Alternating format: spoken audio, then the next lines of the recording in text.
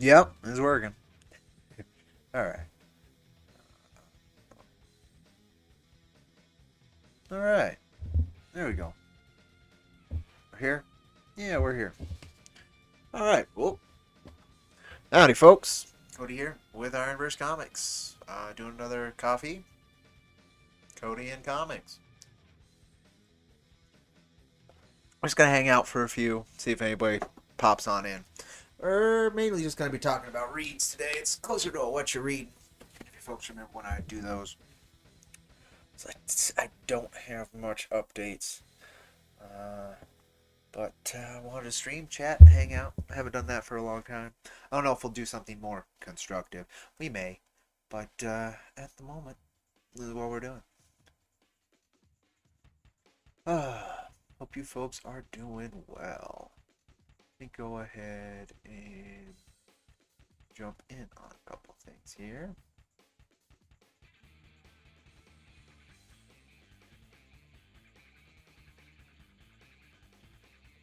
I did already.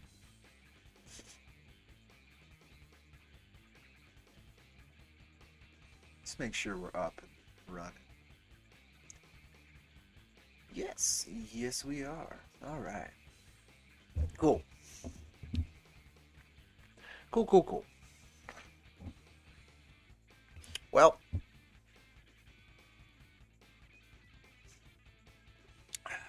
main thing, why it's called reading, studying, and enjoying, is that's what I've been doing for a while now.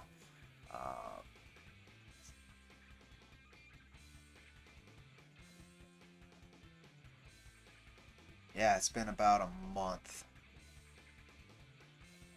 of just a constant grind at reading, figuring out exactly what my next steps are going to be. The current steps, right? Like, there's only so much I can do on my end. It's in other folks' hands, primarily. So I'm doing what I can to both manage day to day, as well as figure out and understand the medium within, this medium that I love so much more. Particularly why I love it so much, and how certain tricks are being done. And when we get into talking about the reads that I've been on for a while, we'll talk about some of those tricks. And then we have something slightly mainstream, which I'm surprised to hear, because I've got a copy of something that kind of like what, really? That's, but and from there we'll see. We'll see. All right, now we're just gonna hang while I drink some coffee. I definitely need the caffeine to kick in. Good tunes though. Show some good songs.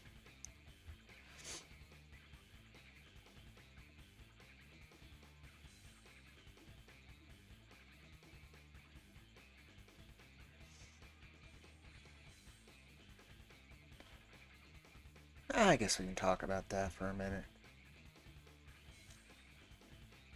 Let's go. And it's just kind of summed up in this image, which I really like. So that'll do. Oh, there goes the music. Let's put this on for this one.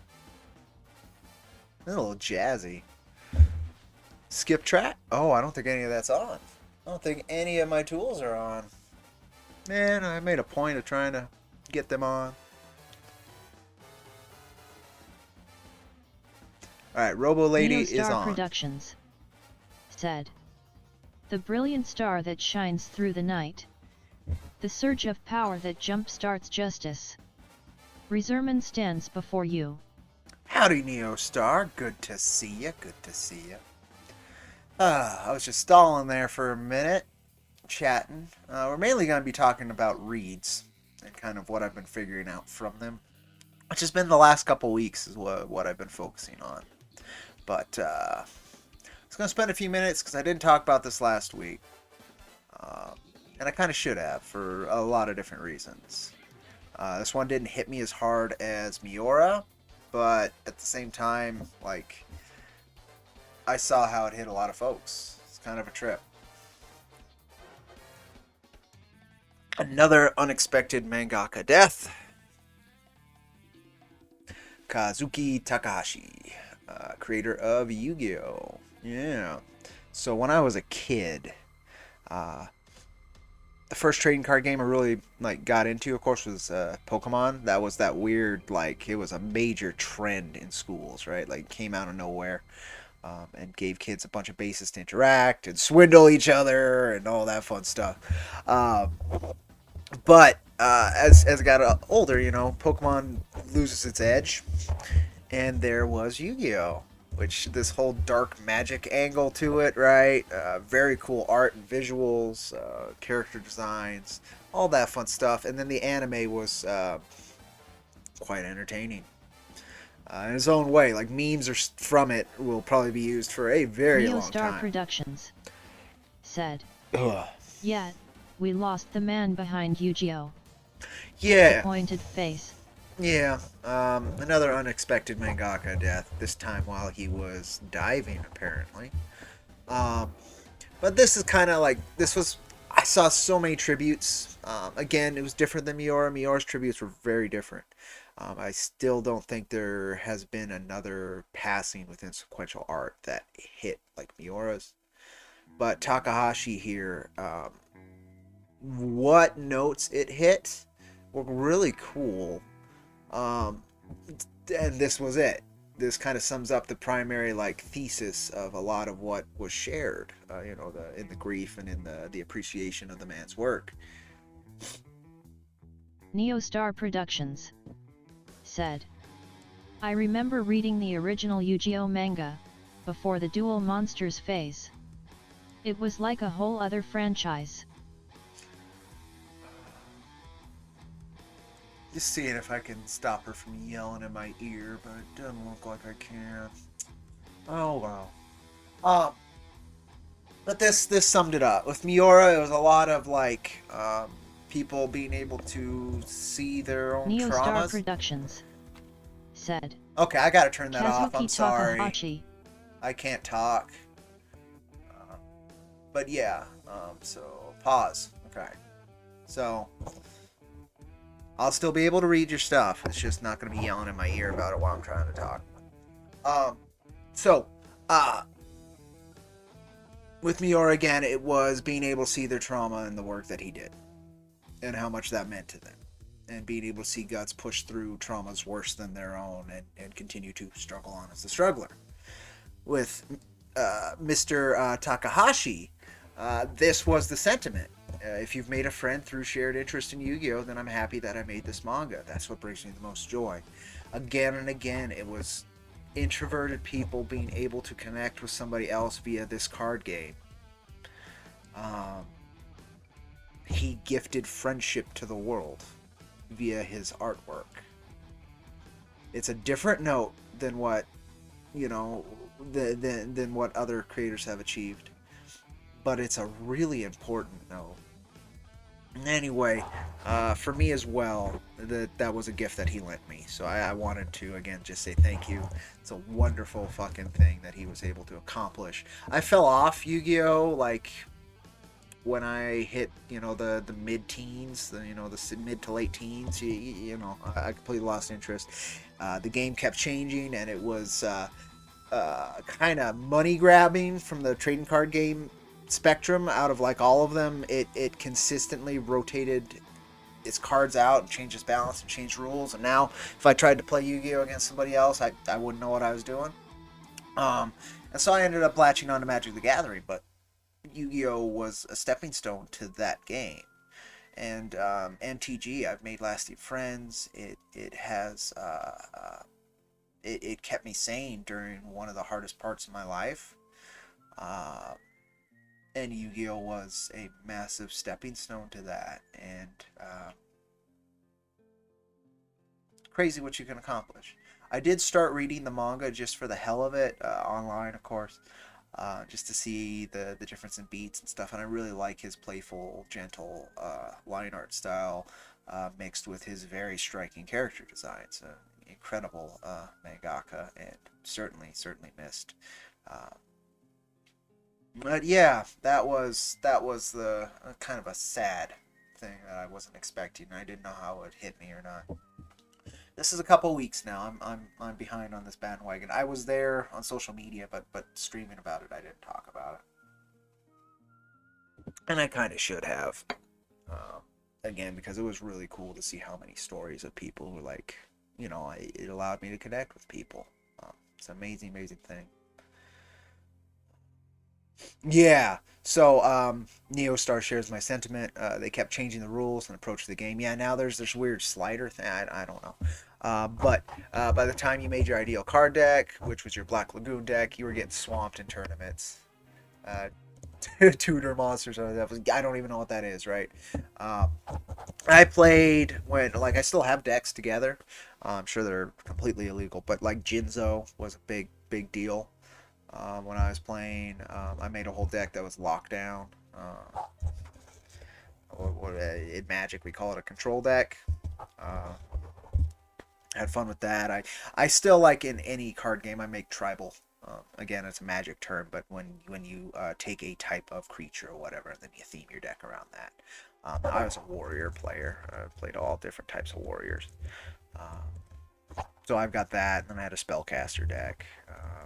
And then I had a general purpose like control lockdown, more like when I was tournaments kind of deck. But I still have those together and such. But I think their value is flopped, right? Because most of the cards are illegal. That's what Yu-Gi-Oh did. It was definitely churning and consistently seeking balance. Again, that's why I like MTG in particular. I don't play the standard. I play eternal formats. So formats where it's going to last this long. It's going to last for decades if you can. Most everything's going to be legal unless it is a completely broken card kind of deal. Commander in particular is my favorite format.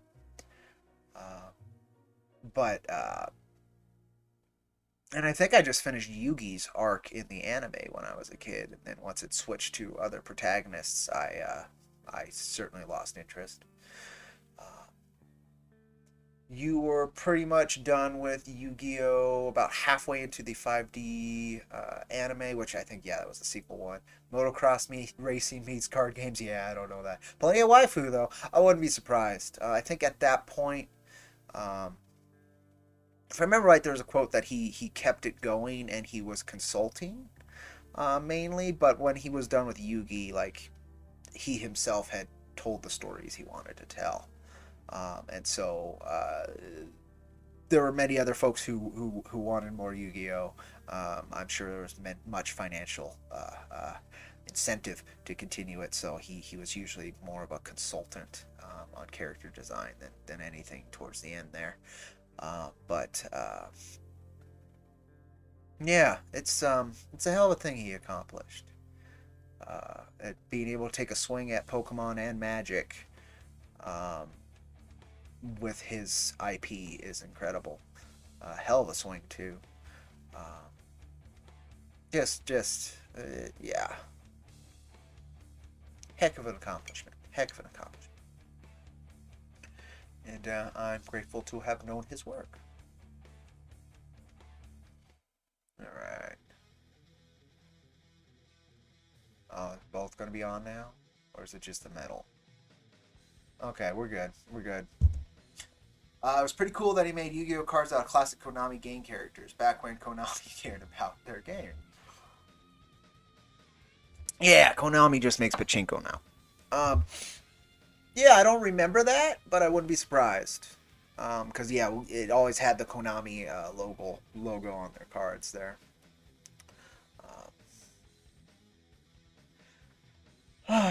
Yeah, that one sucked.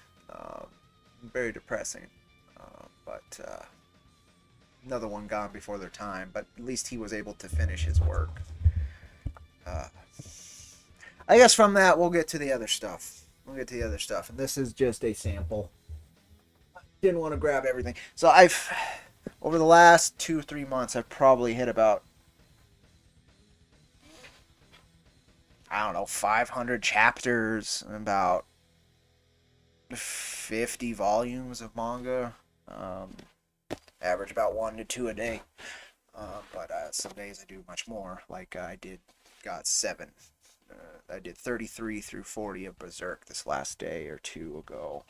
And I guess we'll start there because I was kind of talking about Miura as well. Then we can talk about some other stuff. So I caught up on the printed runs of Berserk, the English printed runs.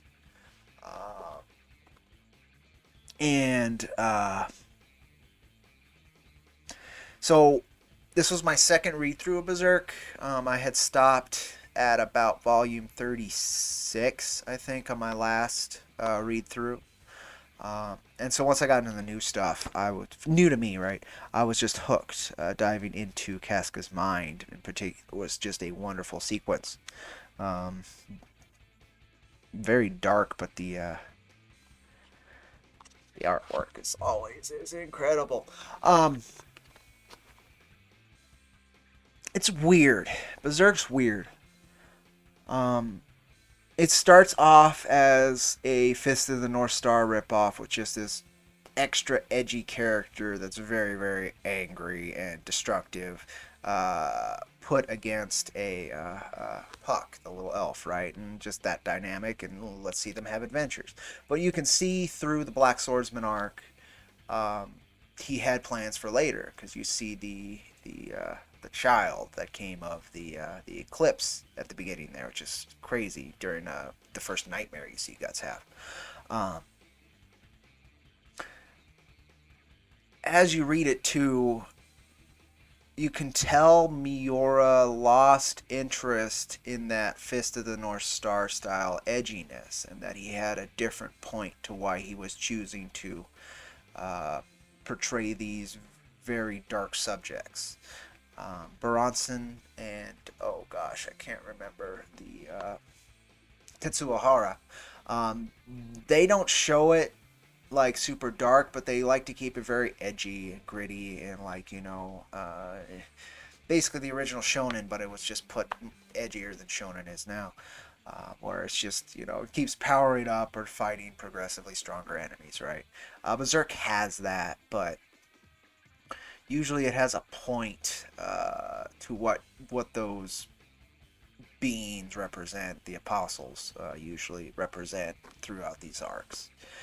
But you can see through his artwork over the 30 and change years that he was producing this, Guts gets so much gentler in face, even when he's dealing with things like more head-on with the Berserker armor.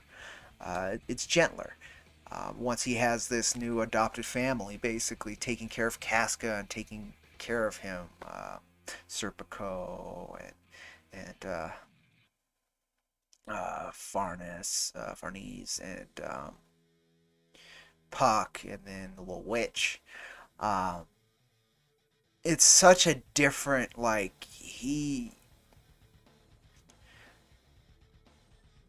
definitely decided that the edginess needs to have a point by about volume, I don't know, by about the Dark Conviction arc, like right after the eclipse. He kind of figured out where he wanted to go, and it slowly builds from there. And it's just an incredible set of choices he made while still maintaining just this level of ugliness,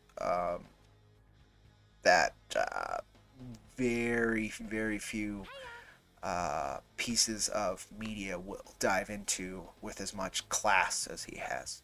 I'm going to catch up on chat now. Oh, it is.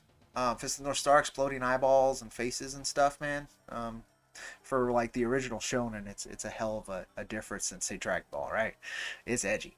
Um, Also, you get tits and you get implications of rape. You get implications of human slavery. There's a lot of it's an edgy work. But let me catch up here. Takahashi did a guest drawing of Yu-Gi-Oh, a Yugi probably, and Slifer in a chapter of Bo Bo Bo Bo Bo Bo. Oh, interesting. Didn't know that. I did see, which was cool, that came up, his artist trade with or line art trade. I don't know what you call it, art trade, I guess, with Mike Mignola. That was pretty cool. I recommend looking that up if you didn't catch it. So you have Mignola doing a Yugi piece, and you have Takahashi doing a Hellboy style piece. It's pretty cool. Howdy, Mr. Smelling. Doing well. Thank you, thank you. But yeah, I would say it was definitely edgy for the time as well. Fist of the North Star in particular. But Fist of the North Star doesn't have heart. I hate to say it, but it doesn't have heart. It has a point. It is the purest expression of power fantasy, and it's cycled again and again and again. I finally hit the final arc in Fist of the North Star with this Volume 5 release, re-release, whatever you want to call them, these hardcovers that have been coming out. And now we have the final big bad boss of Fist of the North Star coming up, one of his, like, 3 brothers. The one who really wanted the martial art to become the next, world's greatest assassin to conquer the world or whatever. It doesn't have that much substance to it. Ken was finally beaten after, again, like hundreds of pages. Actually, it might be close to thousands of pages. So I don't know, but what I learned from Berserk is you can actually radically shift the direction and tonality of your work without destroying the heart. And in fact, that reinforcement can come at the benefit of the heart of the work, the point of the work. He obviously had a guiding star since the Black Swordsman arc, and even before that, one of these chapters, one of these volumes, has the original pitch. Basically, the I don't know, the trial run of what would become Berserk in it. Guts has an eye patch instead, so he always knew Guts was going to have one eye. He just didn't have it removed yet. There's a lot of bits, like he had Berserk built in his head forever, but you can feel it as you go through it. You can feel that he was willing to adjust it as he grew, as he got older, and found that there was different points to the work he wanted. It switches from a very Guts focused thing to, after the eclipse, to a much more varied characters. Now during the Golden Age arc, it started to open up like that, but it wasn't like the complete switch that it becomes from like after the eclipse on. The Conviction arc is basically only serves to introduce Farnese, and Serpico, and the concept of the evil that is built into Berserk's world's power structures. But anywho, with what Berserk became by the end of this, with his passing. I am excited to see what they've done. Now I know some people probably have already read it as it comes out in Japan and then gets fan translated, but I'm gonna wait till I guess November is when Volume 41 will officially come out. And that's when I'll check it out. I'll see how they are doing. But it was nice seeing Casca wake up. That was kind of really neat. And the journey that the two magicians go to wake her up is really neat as well. And I just want to see Griffith fall. We all want to see Griffith fall, whether or not it costs Guts his life, right? I mean, we want to see this hubris, this sense of entitlement that goes all the way to, hell, be overthrown. Now, will it? I don't know. But I hope we get to see it, and I hope they don't take forever to get there, because they don't need to. But we'll see. But yeah, I'm gonna miss reading Berserk for a while. But yeah. So we were talking about systemic evil in Berserk, right? So here's another one that faces that in a way that is so playful and so fun and so like the heart of it is it's with Berserk it feels depth. With One Piece it feels I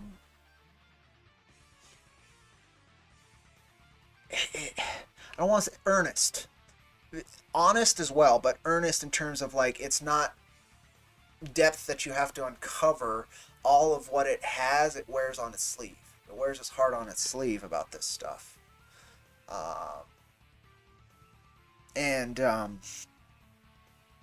Man, I had to take a break from One Piece because I was waiting for one volume. It was a break in my collection. I was waiting for one volume coming for months. Bugged the hell out of me. Finally got it in, and then I've been diving into it. I'm about 6 volumes since my start again, so I'm 52 volumes in.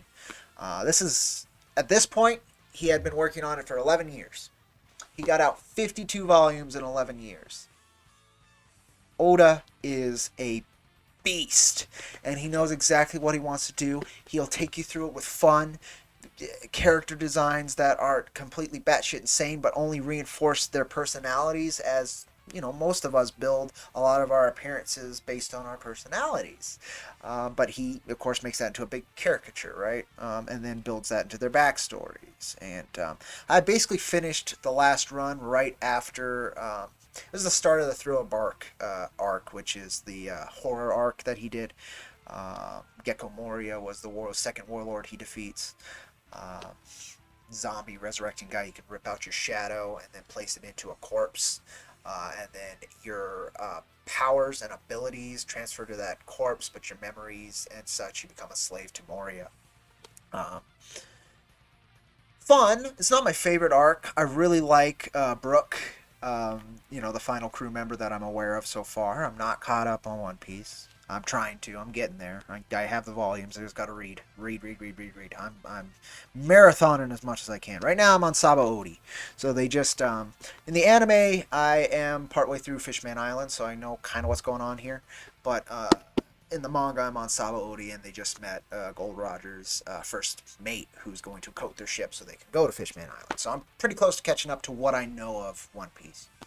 But what it wears on its sleeve is the power of found family, the power of leaning into your dreams, and having dedication to that, and being basically unwavering in that, and no matter the forces arrayed against you, which in this case is finally with him.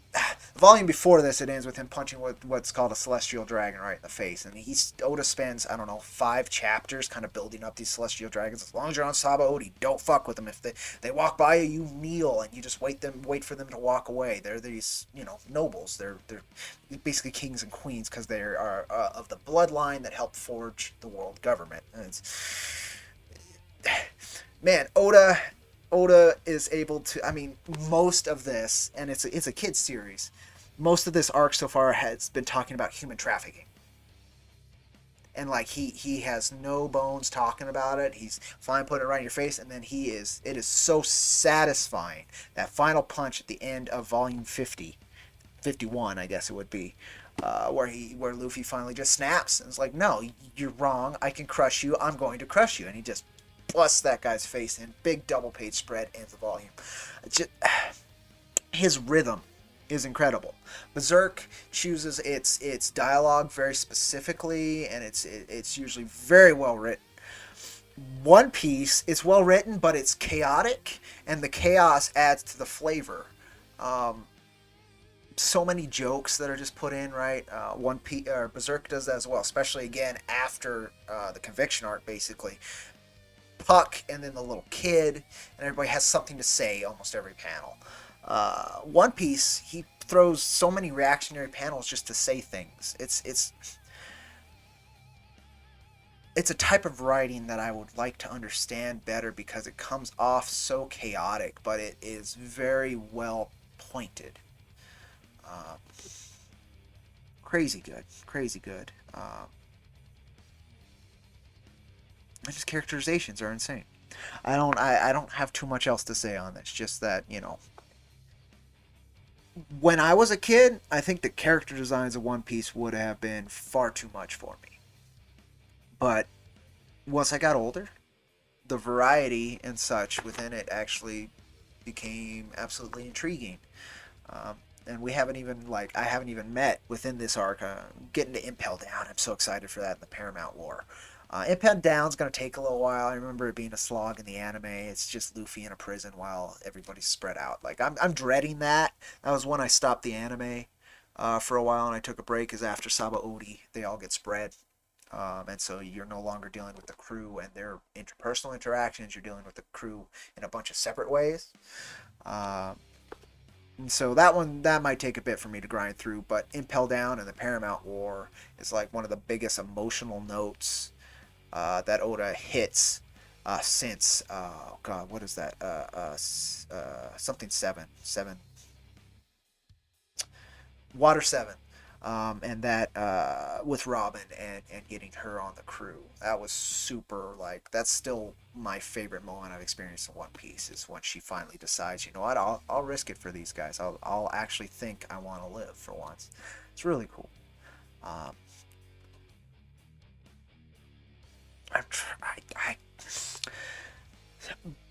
I love this stuff. It's why I read and produce it. Right? I'm trying to figure out not how to emulate, but to understand what is within my personal capabilities and how I can refine that point and edge with the time I hope to have. Right?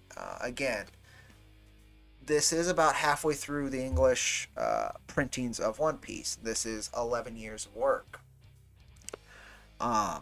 50 volumes, and that's producing a chapter a week for 11 years. And so it'd be 25 years by now, right? And he started in his teens. So a story of this scale is likely not within my capability. A story of Berserk scale is likely not within my capability. So I'm trying to figure out how I can structure something that can have a similar impact in less space and time, that can honor and resonate what I've loved and has basically taken care of me for so long, and I can spread that out.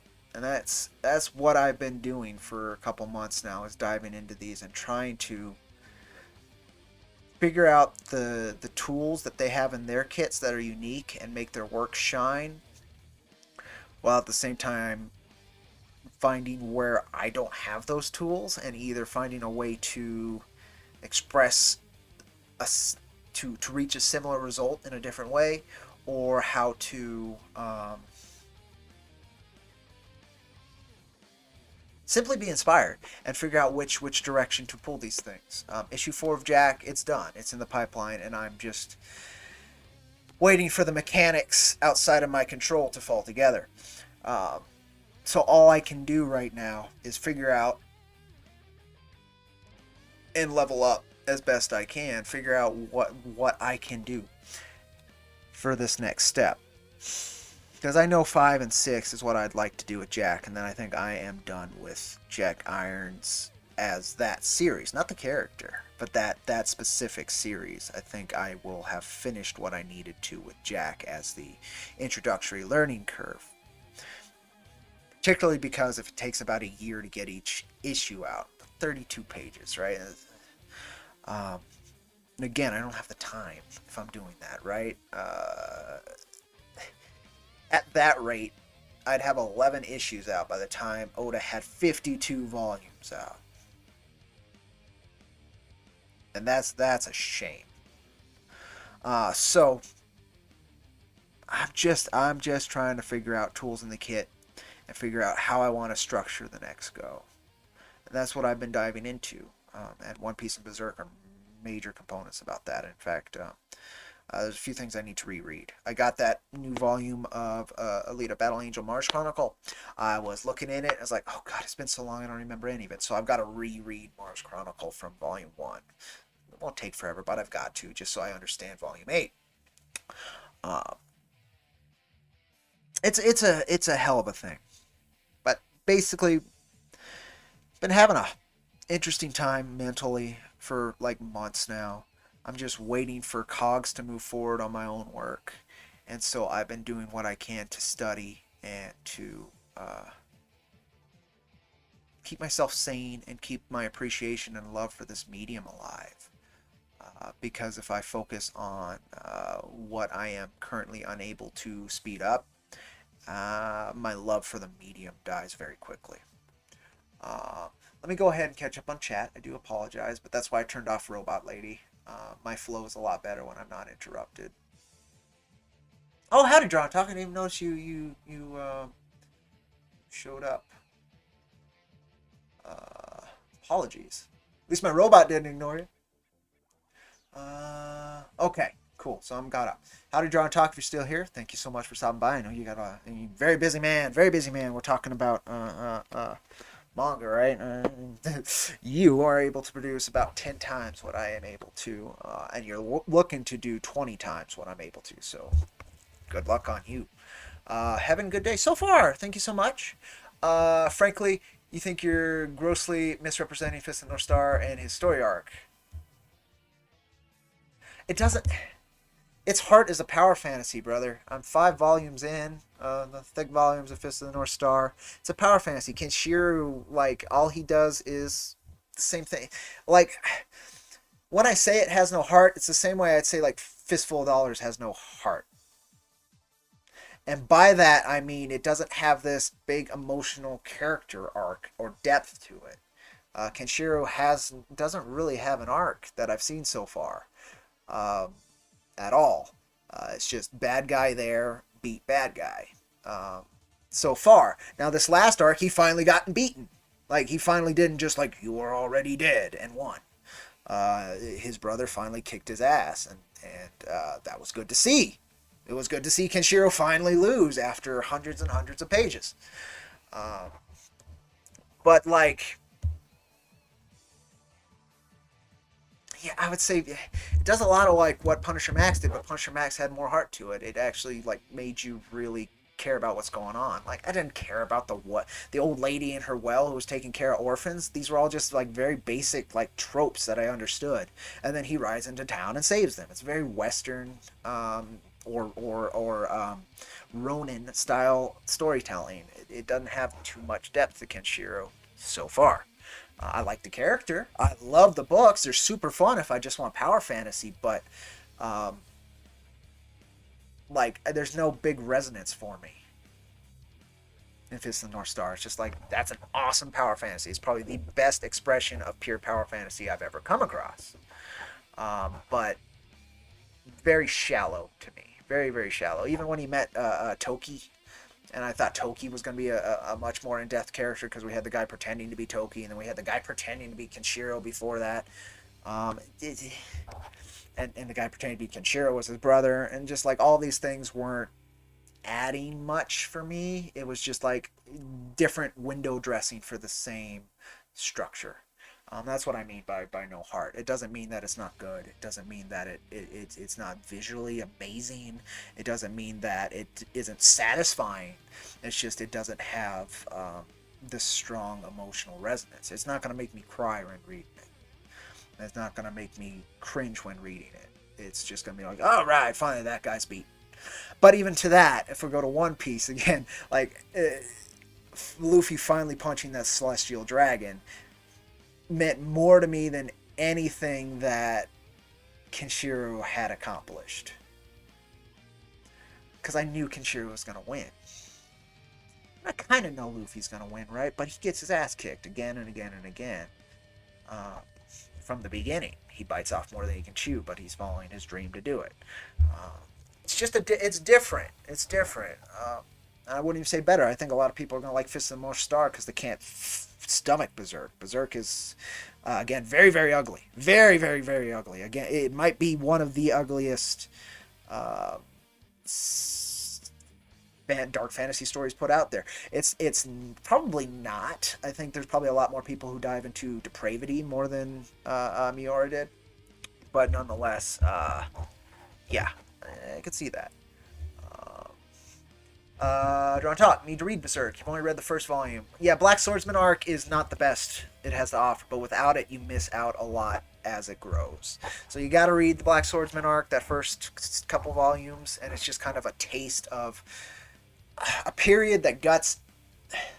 It's weird because it takes place way later than most of the really good meat of the story, but it also gets glossed over once you get to the point of where it would be, which is kind of funny. It's like having a time skip as your first go. It just shows flavor, and it gives you a contrast to how far Guts goes, how much he grows. Bring down Griffith now. Yeah. Griffith definitely needs to be defeated. Very arrogant, Satan-esque character who's now trying to bring heaven on earth, but it's going to be a hell on earth because the compromises and his willingness to literally walk on corpses to get to where he needs to go. I mean, that literally a whole chapter dedicated to showing Griffith when he thinks his dream's falling apart, when he's ended right before the eclipse, man. The eclipse is just a hell of a thing, and it's so much. And it just gets more intense. Berserk just gets more and more intense. It doesn't slow down until, again, he starts fighting this found family. Guts actually finds and trusts other people. He phrases it as his sword became too heavy when he had to take care of Casca after the eclipse. Before, he could just swing his sword without worry because he's only worrying about himself. He only has to do his damage. But now he needs to stay alive to keep her alive. And so he's having to trust others because he can't do it alone anymore. And that's like the huge chunk of what comes after the eclipse. And it's a massive, massive character growth for Guts. Like, it's one of the biggest growths. And really contrasts against Griffith, who's like, people are tools. Of course I'm going to use them. It's a trip. I think you're talking about taking down Griffith there. Goblin Slayer was too intense for Tyler. I'm surprised you got through Berserk. I don't have much interest in Goblin Slayer, so I don't know much about it. One Piece I love. Teamwork, aspiration, family. Yes. Adventure is the other big one with One Piece. The other thing I love about One Piece that we don't get in a lot of things is they actually have, after an arc, after they defeat some guy or they win something, we get a chapter of celebration.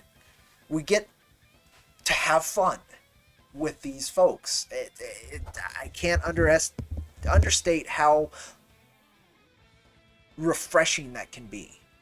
And how little I see it is One Piece takes a breath and they party. They have a good time with each other. Basically, after every arc, after Thriller Bark, it was to explain who Brooks is and to kind of celebrate how far he's come, waiting 50 years in the shadows, basically dead, alone, waiting. He can't die, so I just waiting. And now he's found somebody else, and they saved him and got him his shadow back so he could exist in the sunlight again. And Water 7 again too with Robin and her basically not able to trust anyone because since she was 7, the entire world decided she should be dead because she knows something she shouldn't know. Uh, man, he structured it so well. So well. Um, the kids series is kind of a stretch when it comes to Shonen Jump styles. Yes and no. I mean, it's changed back and forth. It's for teenagers. So, and like 13 and up teenagers. And so, yeah, like, it's not seinen, it's not, or seinen, however the hell you pronounce it. It's not berserk or Fist of the North Star was reclassified down the line. It was originally shonen, but it's not that, right? It's not all blood and guts. In fact, Luffy has probably killed many people, but it doesn't show him killing anybody, right? Usually when they kill somebody, it's got to be the bad guy killing somebody, right? Like the warlords he just beats. CP9 he just beats, even though these are atrocious individuals. So that's one of those lines, right? Dragon Ball and Dragon Ball Z, the villains usually become his friends, right? Usually, not always. Frieza they killed, but they keep bringing him back, so he doesn't really die, right? And they have a whole mechanic in Dragon Ball that, like, oh, they're just in a hell, right? Like, they still exist. They're not erased from the storyline. So it's not an end. Death isn't an end in Dragon Ball. So it's a weird thing like that. Like Bleach, that's the whole concept too, right? Is that they're in another world. I don't know Naruto. I don't know, so I can't speak to that. But yeah, I hope you can see where I'm coming from. I'm not all that well read in a lot of things, but there's a few I very much appreciate, and I'm trying to be very well read in.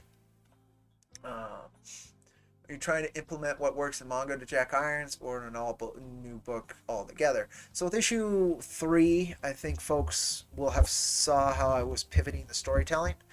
With issue 4, the storytelling is pivoted. And so with issue 4, I tried to do, as I've done since the beginning, a self-contained story, but I tried to have the beats and the flow be more interesting, with more of a point to what I was doing. In terms of like direct metaphorical expressions of these ideas that are being conveyed within action and narrative, instead of what I was doing before, which was mainly narrative. So I'm hoping. Main thing I've tried to do is rhythm. I've talked to quite a few folks. My review of Armin Nassim's Elixir. Watch that, and you'll see he did the exact thing I would never want to do, ever, because it just destroys flow. And so I'm trying to implement that flow. I'm trying to get the flow to that's the thing. That's one of the other main things I'm trying to figure out in here. One Piece, Berserk. We'll talk a little bit about this too, because this is a whole different style of storytelling, which I've just found incredible. It's basically naming. Everything's self-contained within Golgo, so you'll get an arc, but like he's barely in any of the stories. He solves the plots, but he isn't almost ever the plot. Like nothing really follows him. He's just the key to solving it. And so you get basically every time you get new characters dealing with a new problem that Golgo 13 could solve. And we've had a few like shows on TV kind of like that. I don't know if folks remember The Pretender. I was a big fan of that from like the 90s. But there was one chapter in Golgo 13, I think it was volume 8 of this Viz signature series. This is another series that went on forever, and he passed recently too, Mr. Saito. Like most of his work wasn't printed in English. They just collected it. But there was one about a nuclear reactor basically going up, and it mainly followed the safety inspector of it. And it was so harrowing and gripping. It was one of the few times like I had to go somewhere, but I was reading it thinking the chapter would go quick and I'll just pause it and go. And I was like, fuck, I gotta go somewhere. I can't read this. It was one of the first times ever where I could not. It hurt to put a book down because of how the rhythm and the pacing and the stakes and the characterizations had built so strongly. It's just like, oh, if only I could sit here and read 10 more pages. Um, Masterful. And basically, his art's fine. He never does the same face, which I've always been really impressed with. I know, for instance, Oda, he never has that problem either. But some folks, some manga very much does. Like, they have same face syndrome. Gogo 13, like, he makes sure every character is unique, even if they're going to be ugly. That's usually part of, like, what's going to make them stick in your mind so you know who this character is when you see them on the panel. There's so much manga that everybody looks the same, even between different mangaka, right? And they all have the same fucking style. But with Saito, he always has an incredible establishing shot every scene, without mistake. Always, there's one right there. I just opened one. There's a White House. Always has. There's the Pentagon. Always has this highly detailed establishing shot. And his action's great. The first thing I read, there's like the middle of it. The first thing I read of Go-Go 13 was like volume 8, the beginning of it, and it was 12 pages of no dialogue, just sound effects mainly for cars moving and one gunshot with this psychic who is a bodyguard. She's taking care of this guy to make sure he gets back to the USSR to face trial because he was spying for the Americans. And she just notices him, but right before he pulls the trigger, when he has the murderous intent. Before that, complete zen, she couldn't notice him. And it's this weird dynamic because she kind of falls for him because he's the first man that did, like, that she couldn't understand everything about right away. It's so good. I really do recommend Go-Go 13 for those reasons. But let me try to catch up here. Personally speaking, you'd look into the manga connected to the genre you're trying to emulate or pay homage to. So One Piece basically is quite a lot of what I wanted to do. If you're talking about like oceans and world building, One Piece. Because basically you take that, you put it into space, and you have what Dollar Coins and I have been building in the background with IronVerse Comics the whole time. Our world government is the Anu Confederation. Our 7 warlords are the 4 horsemen. We have similar things. One Piece is a lot of what we're trying to emulate, but we're doing it from a more Western adult perspective. But emotionally and thematically, a lot of what I'm trying to tackle is more on Berserk's spectrum of these psychological traumas.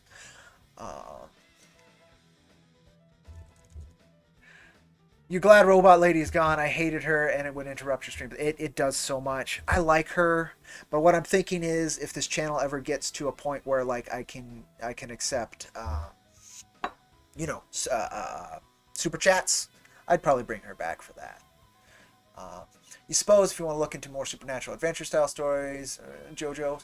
I started JoJo the anime and like its darkness at the beginning, the first episode, I couldn't even get past that, was to a level that how it approached it, right?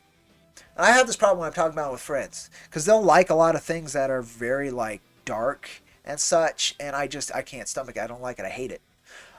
But then I can bring up something like Berserk, and I adore it, and we don't get each other.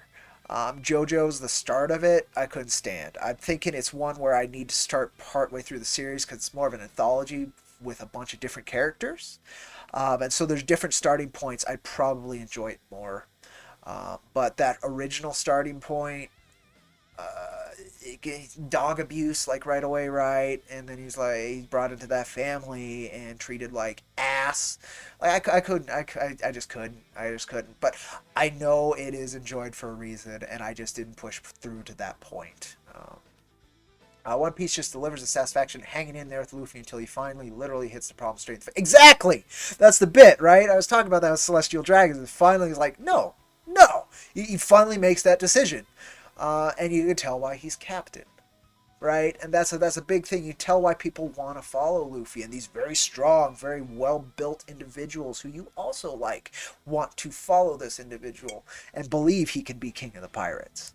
Uh, and you understand what it means to be king of the pirates as it grows, and you see this world get bigger and its machinations and how everything, all the pieces move together, and how dark some things are, and good people and bad places that think they're still doing good. All these different motions that he's able to convey in a teenager's story is incredible. Um, Again, most stories targeted for those demographics will not deal with human trafficking, will not deal with corrupt officials, won't deal with the level of truth and earnestness that Luffy's willing to punch in the face. You could see Chainsaw Man's considered shonen, right? Right? Yeah, I have to pick up Chainsaw Man. I've heard so much good. I haven't checked it out yet. A lot of new stuff I haven't checked out. I've been wanting to read Spy X Family as well, just because it seems like it's a hell of a fun time. But I've been catching up on a backlog. Let's just say that. I mean, scoring 100 chapters, 100 volumes of One Piece was not. It was an investment. Let's just say that. In Naruto, they do get killed, but you tend to have empathy for them by the end. Interesting. Okay. Isn't North Star still very much shonen? It was just from a different era. Yeah, exactly. Yu Yu Hakusho as well. I liked Yu Yu. I got to the Demon Tournament arc in the anime with Yu Yu, and I think I got through that. Really enjoyed it. Yeah. Shaman King I've been enjoying now too. It has a lull. Like Alita Battle Angel had one 3-volume radical shift that like it would lose a lot of readers. It basically lost me. I had to push through it, and then it circled back, and it's like, oh, that's why you did that. But when I was in it, it was like, why are we dealing with vampires now? What does this have to do with your cyberpunk transhumanist agenda that you've been trying to discuss this whole time? Like, and eventually it's like, oh, because it's from the biological end of transhumanist and what it means to change yourself. Okay, but it took forever to get there. Shaman King, it had a similar thing where it was focusing too hard trying to be a tournament manga and too little on its own heart, but it circled back now. And I think there are 6 volumes left to be printed in this latest reprint, so there's only 2 more omnibuses coming out, and I'm excited to read them. I'm very excited. I want to see how it concludes. You had to stop Elixir and rewrite. It was fun, but the flow was off. It was very fast-paced, and each page was like 13 panels. That's what I told him. That's exactly... I said it was machine gun style. It was very staccato, which is very abrupt when you're reading. It's just like idea. Like Punisher has similar writing in that it will be a panel. Punisher, like Garth Ennis Punisher, it'll be a panel with a thought attached to it. But, 4 panels, 3 panels, 6 panels, 13 panels. Very hard to read. Very hard to read. I had an interview with him where he brought it up, and he was able to take my words and make them sound good. And I was like, all right on. Good for you, man. Again, I hope you figure it out. And then I had another individual talk to me. It's like, well, that's not how it works. I'll show you how, and you can do that. And that you're delivering more story per page. I'm like... it's not about more story per page. It's about how that story is executed per page that'll allow the story to resonate and mean something instead of a broken pile of glass, right? It's just it's very tough. It's very tough to explain that. Manga from all over, it is between 3 and 6 panels with up to 13 when it's showing multiple reactions or a montage from a memory. That is basically a unspoken rule that I've from every kind of genre: romance, action, fantasy, science fiction. You look at Atomo, you look at Miura, you look at Saito, you look at Oda, you look at Takahashi, you look at you look at all these folks, Rumiko Takahashi, you look at Arakawa. It's like there's a reason they are doing it this way, folks. but okay, you be the one to prove me wrong. That's basically my answer to them. If you're gonna do it right, and if you can prove me wrong, fuck yeah, that's the point. Uh, same face syndrome fairly common, yes. Um, not in Saito's work, not in Oda's work. A little bit in Miura's work. He was able to kind of avoid it here and there, but it creeps in. It creeps in. But he makes up for it with just incredible amounts of detail. Just incredible amounts of detail. Battle scenes that, like, and scenes of horror and nightmares that it's just like, okay, yeah, that's fine. Once in a while, you can have two folks with very similar faces. The other thing that I never hear people talk about, but Miura is a pro at eyes. Like, it is like, if there's one thing, like, his detail, extraordinary. His character design is beautiful. His big scenes, wonderful. But if there's one thing that stands out the most, is his eyes. When you're looking at Griffin's eyes, you can tell they're Griffin's eyes. If that's all you see, it doesn't matter. Same with Guts. Same with Casca. Same with all the... He puts soul into every time he needs to communicate an emotion or a thought or a vibe via eyes. Miura is the goat of it. Like, people love his spreads. They love his detail. But it's his eyes that are some of the most communicative I've ever seen in sequential art. They are just incredible. From fear, love, dedication, passion, hate, all with just eyes. Oh my God, it's that's something I can't write, right? That's a skill that can't be written. It can only be communicated through the hand of an artist. It's a hell of a thing. It's a hell of a thing. If you want supernatural Western manga with a similar feel to Berserk, Blast Knuckle. Never heard of Blast Knuckle. I'll have to check that out. I have Gunwitch Kirihime, which is a Western comedy romance manga. And what that mangaka does really well is the main hero, that's not Kirihime the witch, he studied to become the fastest gunslinger. And so he's got like 6 guns all over him. So it's just him flipping out guns and shooting all of them very quickly, and he does, I think it's a he, it might be a she who does this, because it's definitely targeted for ladies, is able to convey speed of drawing and firing like nobody's business. And the panel's very chaotic, but you understand exactly what they're doing. Unlike Trigun, which the panels can be very chaotic and you don't understand what's going on. That's my one thing with Trigun. For me, Trigun is carried by the strength of Vash's character.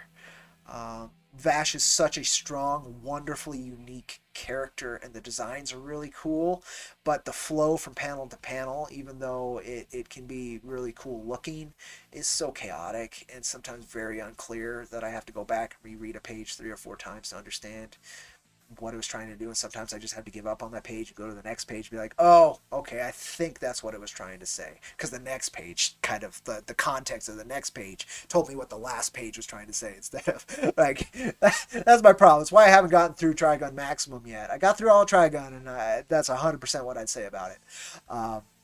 Very cool, great looking, very hard to read at times. Wait until I get to the Don Flamingo. I'm excited for that. I have the Wano arc. I have these. I was waiting for volume 48 forever because it just wasn't in stock anywhere and I couldn't get a hold of it. And finally, after like 3 months of waiting, I got volume 48. So now I've been diving through. I'm hoping to catch up. By August is when chapter 100 prints in English out here, so I'm hoping to be there by then. We'll see. I'm waiting on 2 omnibuses, and then I'll have everything up to 99, I think. So I'm excited. I'm excited for more One Piece. I want to see. Creator JoJo made a point that only truly evil people abuse animals, especially dogs. Yeah, see, I know there's a point to it. It's just hard for me. But then again, like, you read Berserk, and, you know, we have a literal Baphomet in an orgy with a snake dick. Like, so I get how how I can come off hypocritical liking one type of darkness and not dealing with another. So I'm aware of that, but I need to. There's a reason JoJo's is beloved and has reached like mainstream appeal, and I want to know that. I want to know what it is. Shaman King was one of the mangas you read throughout middle school. I bet it's really good for that age. Do you need a cold shower? I had a warm shower earlier, but thank you. Neostar, you tried so many times to push through Shaman King, you can never get past volume 5 or 7. It just gets so boring. Yes. So, that's the bit. So I am caught up to the releases. I'm 27 volumes into Shaman King.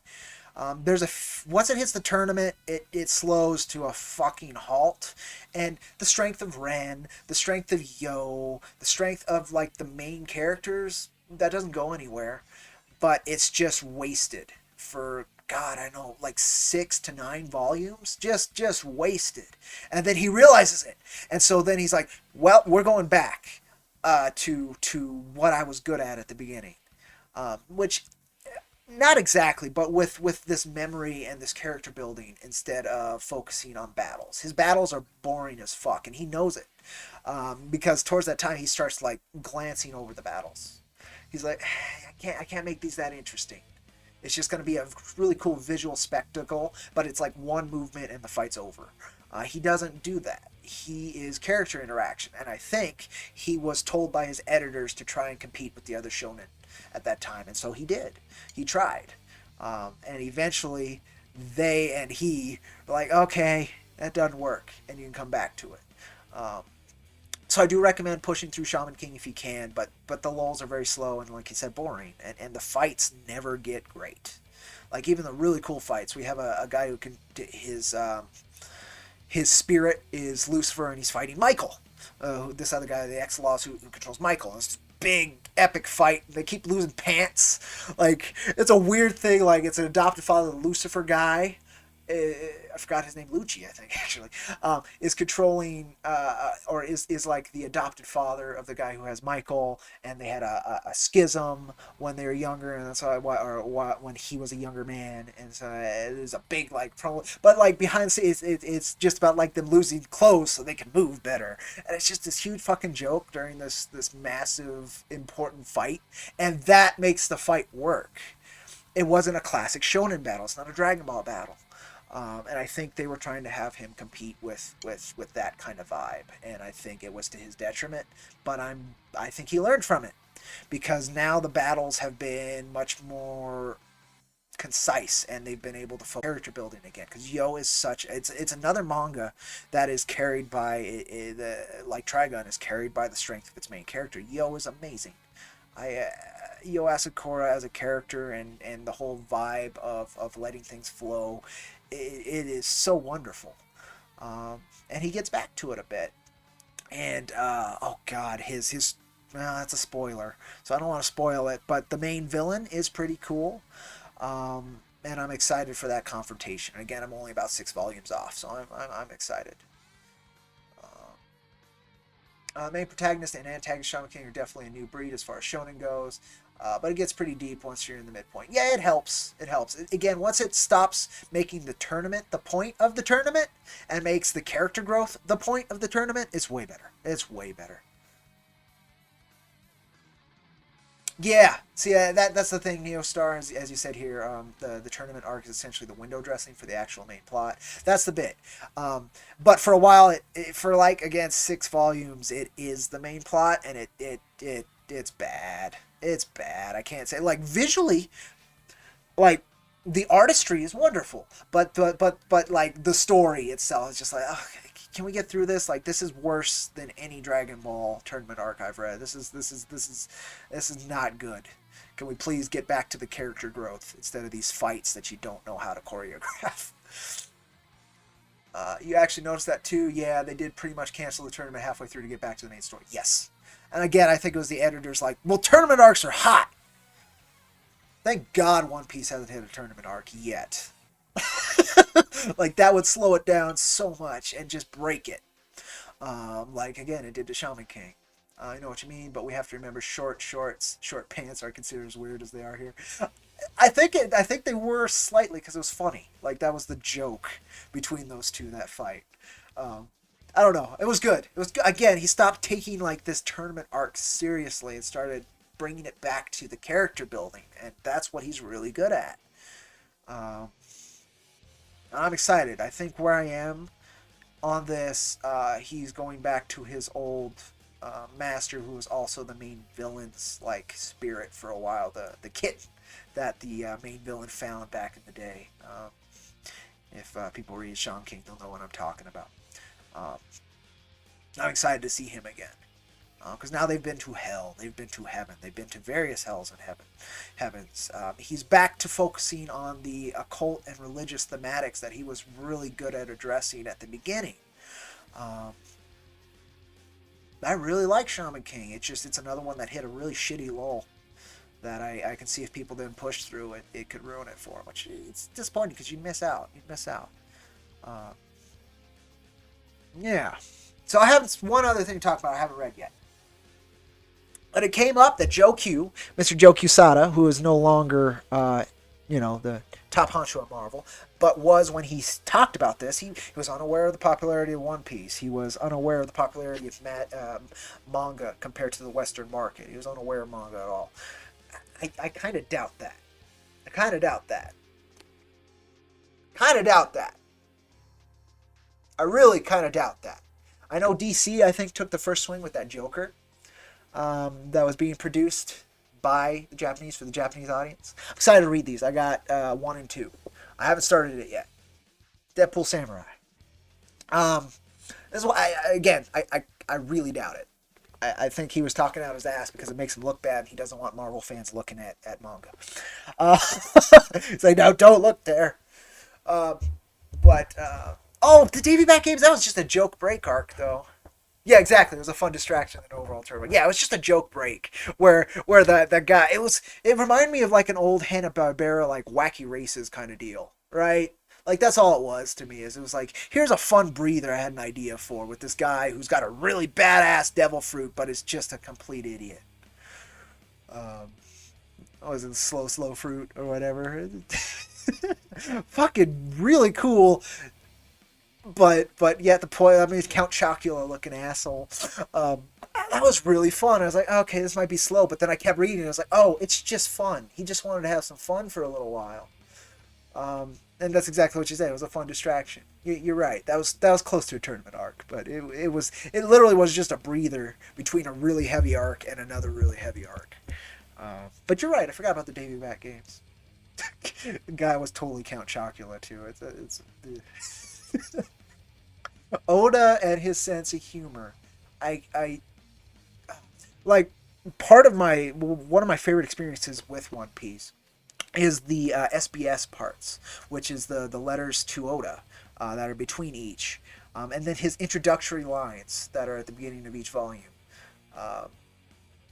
It's how you communicate to an audience as a creator if you want them to both feel involved, respected, but not personalized, right? Like Oda, everything's a joke to Oda, but it doesn't feel rude. It feels like you're having fun with somebody, but he's not trying to make this big personal like appeal so that you become his fan. He wants you to be a fan of One Piece, and every time that a reader finds something that he hid in there, he congratulates them for it. You can tell that Oda is putting so much more into this work, and every time a reader like brings it up to him, he congratulates, points it out, and reinforces it. It's this wonderful interaction between creator and fandom. That's just incredible. That's one of the other things. Like I usually don't read the letters to the editors in like comics and a lot of things because it doesn't have that. Usually it's kind of dry. It can maybe give you a little bit of insight into stuff, but usually when Western comics try to be funny about it, it comes off as rude. Not Oda. I don't know how he does it. After 11 years of answering those questions, he still has like this very pointed way to interact with his audience that is just amazing. It's just another angle of like, damn, thank you. Right? That's all it is, like for an example and for entertainment and just for a story that enriches my soul. Thank you. It's a hell of a thing. You'd love to do an indie equivalent to the Davy Bad Games. That could be fun. That could be very fun. Laugh Olympics. That's another good example. Yeah, Wacky Race. It had that Hanna-Barbera feel to it, which he can do. You'll see that. You'll even see kind of Popeye references too, right? He liked his old cartoons. The Foxy Pirates. Yeah, that was them. Essentially, the Straw Hat Pirates competing in the Laugh Olympics. Yeah, there you go. Exactly. That's Oda Sensei is such a good sport. Even when he was making the joke with the X and the two O's for how he draws ladies, right? Like he's got a big middle finger to authority. At the same time, he has nothing but love and affection for the fan base and for the work. It's a great combination example for folks to follow. I really wish my only interactions that were necessary could be at that level, right? I love this stuff to a point, but it really puts me more personally into everything, and it takes a lot more effort for a lot less return than what Oda can accomplish in, I don't know, 6-7 written lines once per volume, right? But it is what it is. It's very different games we're competing in, but it's the same medium, and so there's things to learn, but there's things that just cannot be emulated. And that's one of them. It's just not how this works from our particular spectrum. But man, so that's what I've been doing. I've been talking about it the last couple months, basically, is I've just been diving into reading and figuring out. The main thing I want to learn from manga, if I take nothing else out, is pacing. If I learn nothing else, that will improve things. It's pacing. The second thing would be characterization, but the first thing is pacing. It's definitely pacing. Yeah, my work's weird. I get you. Same here. It's been a while since anyone's made an inquiry regarding Rising Man and his lore. Yeah. Did you and Mrs. H release your introductory comic? Yeah. No, it's on Global Comics, isn't it? You should push that more. Just saying. That's the one thing I am good at. Is pushing. It doesn't latch except on big, like, I don't know. Our work's weird here. Like, it bothers me in some ways, but at the same time, I'm trying to accept and understand it. Because here, like, I can build energy to a certain point, and then it's basically 100% up to the network and the wonderful fans to actually get it done here. But at the same time, I've been able to keep that alive, right? So there's something there.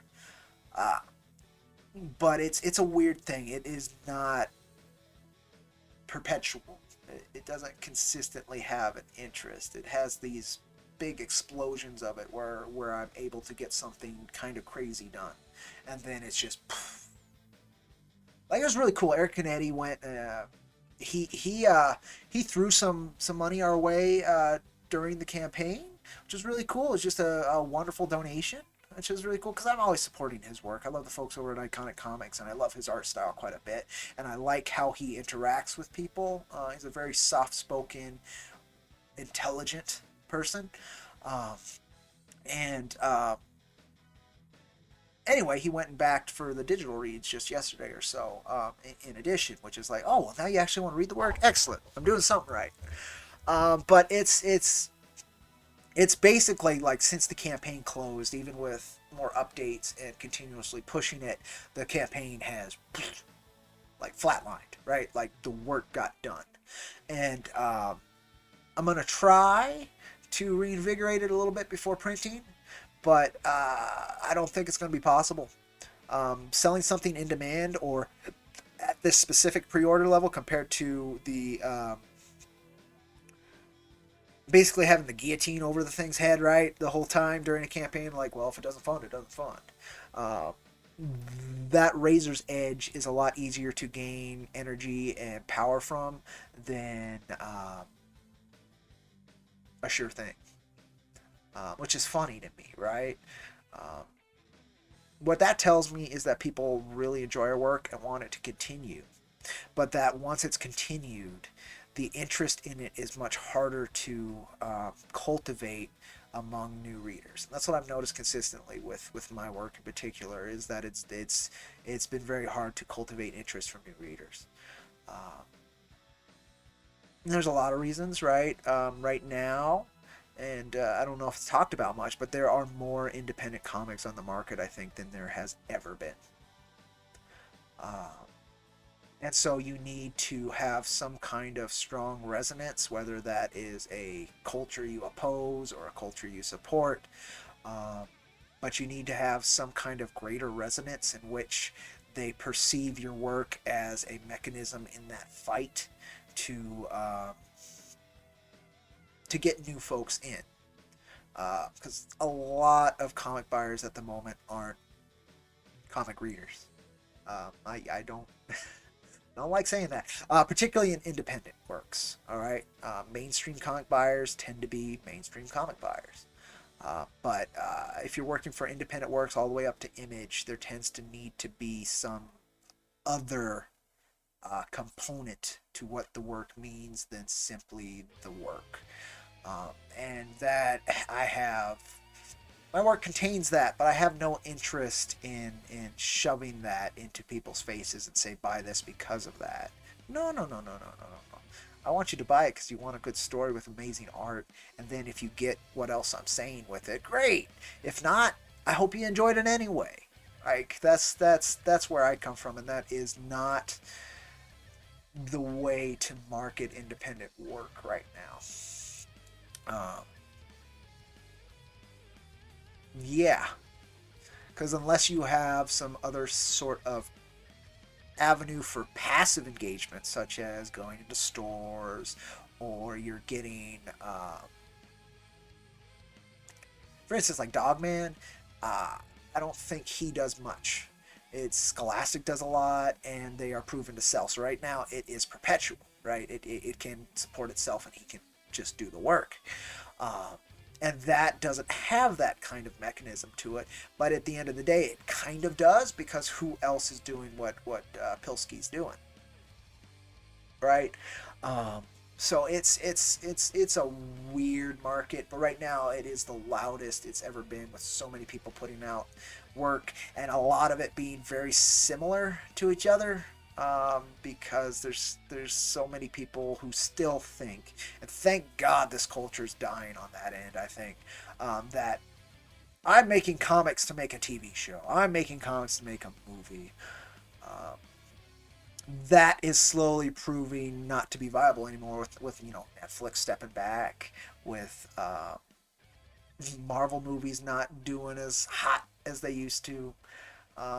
That culture is slowly stepping back, and there might be the one thing that revitalizes interest in it for a little while, and gets people to think that way again. But the less people we have making comics to make something else, the less people we have perceiving comics as simply a stepping stone, a lesser art form, and the more people we have making comics and making manga because they want to make comics and manga, in my opinion, the healthier the environment will be for comics and manga.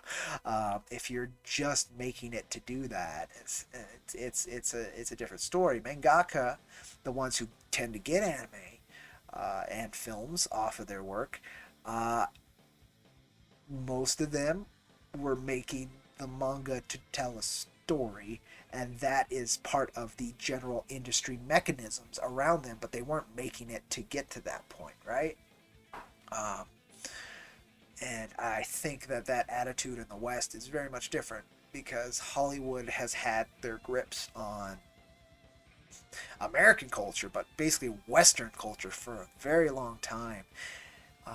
And so anything outside of that artistic expression of storytelling is considered lesser, and sucks. That sucks for me. It really bothers the hell out of me, and I really hope there's a point where people realize that this is a valued medium in on itself, that can do and say things that no other medium, including high budget film, can communicate. But it is what it is. Let me check up on here. But yeah, that one really bugs me, and I kind of saw the writing on the wall. There's not enough money in any of this to think that everyone has a chance of getting a movie. And if you're going in for that, then you might be wasting your life and our time. Like, make a movie then, right? Like, if you want to make a movie, make a movie. Don't make a comic. But it is what it is.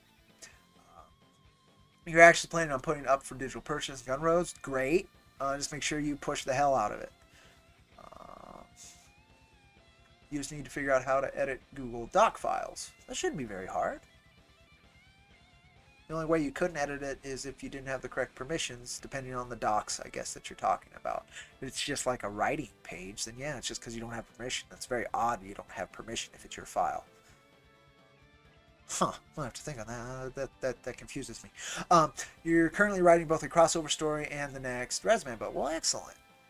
That's what happens when you oversaturate the market with mediocrity. Thankfully, there are so many people in the indies currently trying to put out some quality. That's the thing, right? There's a lot of...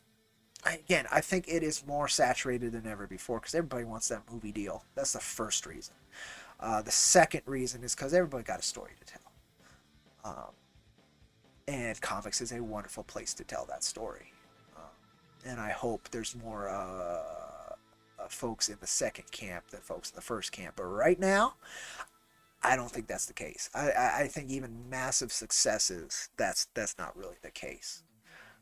I think the second thing I said comes second to most people, even, again, massive successes, which I'm glad to see. I hope it does create more comic book readers, but my guess is it's really...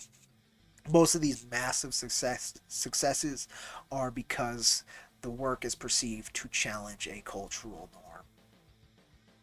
Which is great, but and that norm needs to be challenged, right? But it's not from me.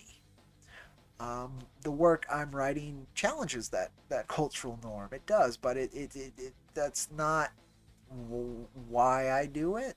I mean, our tagline at IronVerse Comics literally, states, the fundamentals of why I personally do this work, but basically why our teams do this work. And it's a statement against the current state of this place. But if I were to sell these stories based on that, then I think the likelihood of the work, the quality of the work suffering increases exponentially every time I do sell it on that. Because the work will matter less than the marketing around it. And from a business perspective, the work probably should matter less than the marketing around it. Simply because the marketing around it is what keeps the work going and afloat. So it's a smart business move. But it is, for me, it erodes away at the soul, right? Not for everybody will it do that, but for me, yeah, it erodes at the soul. But yeah, so that's kind of what I wanted to talk about today, folks. So much reading. I finally reached the parts of Inuyasha that were not adapted even in Final Act, and it's bothered me because I really love her line work, and her screen tone work is incredible. It's super gentle lines, wonderful action. When she decides to cram a bunch of demons on a page, it looks incredible. Always clear storytelling, but like it's hit a point where it's been recycling its fundamental structures too much.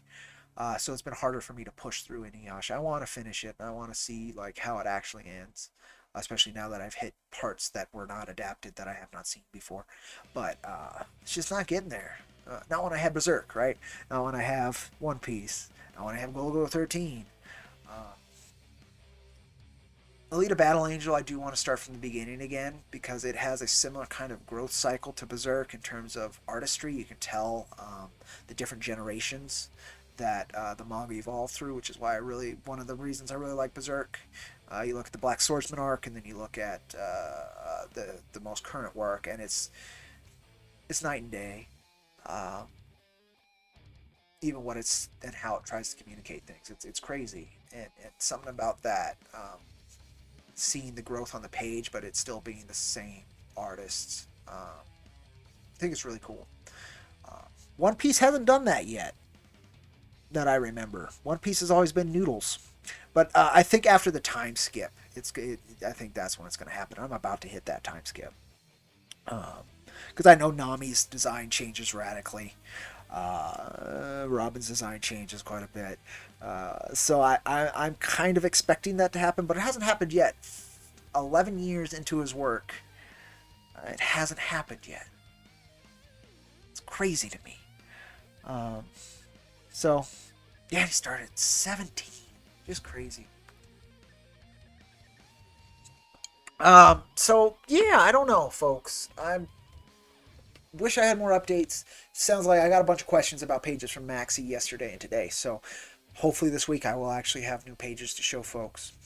I know our project's been going slower than I thought. It always does. It's always a humbling reminder of how our work needs to be done. And that's part of my worry now too, right? Is if it literally does take a year to produce an issue for us, simply because of the mechanics of the team, that's just not sustainable for the amount of work and kind of work I want to do. I really appreciate my team, and I think they could do much better about that. But at the same time, if they can't or won't, more likely, then that needs to be taken into consideration as well as I continue my own personal journey in this whole thing. Um, so we'll see. We'll see. I know we're going to produce a bitchin', very cool looking issue. I believe it'll be our best yet. It'll convey what a lot of mangaka would convey in a full arc in a single issue.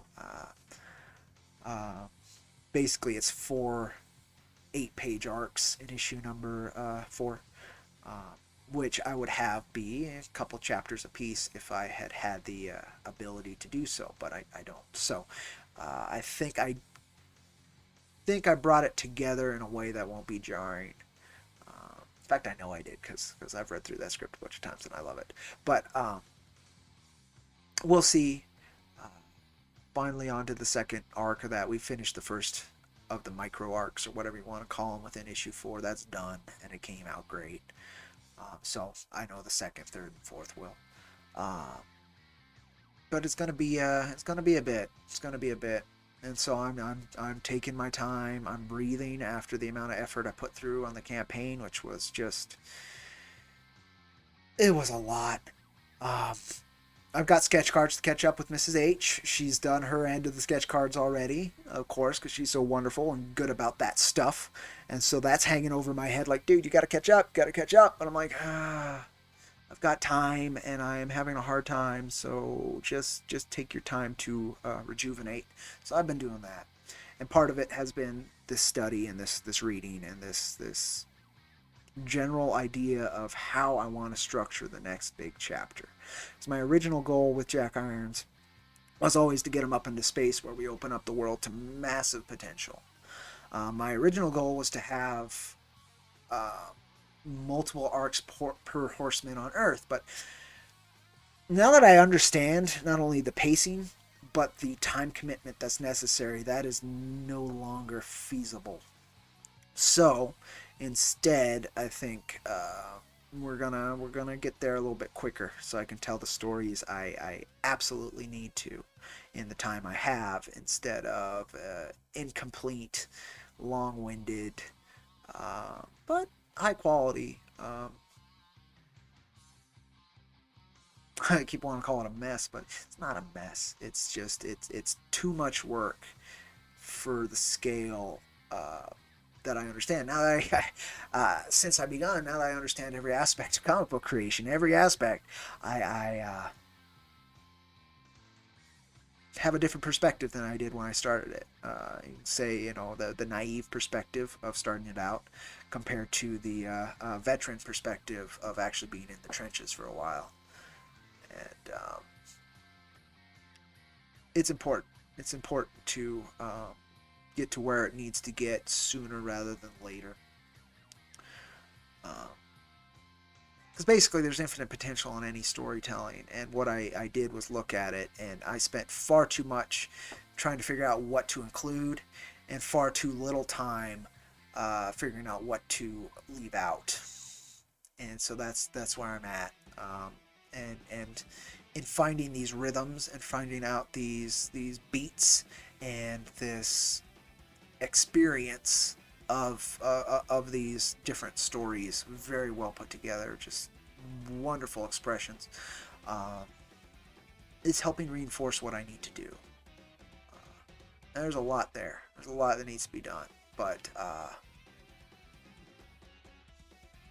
it can be done with more precision and more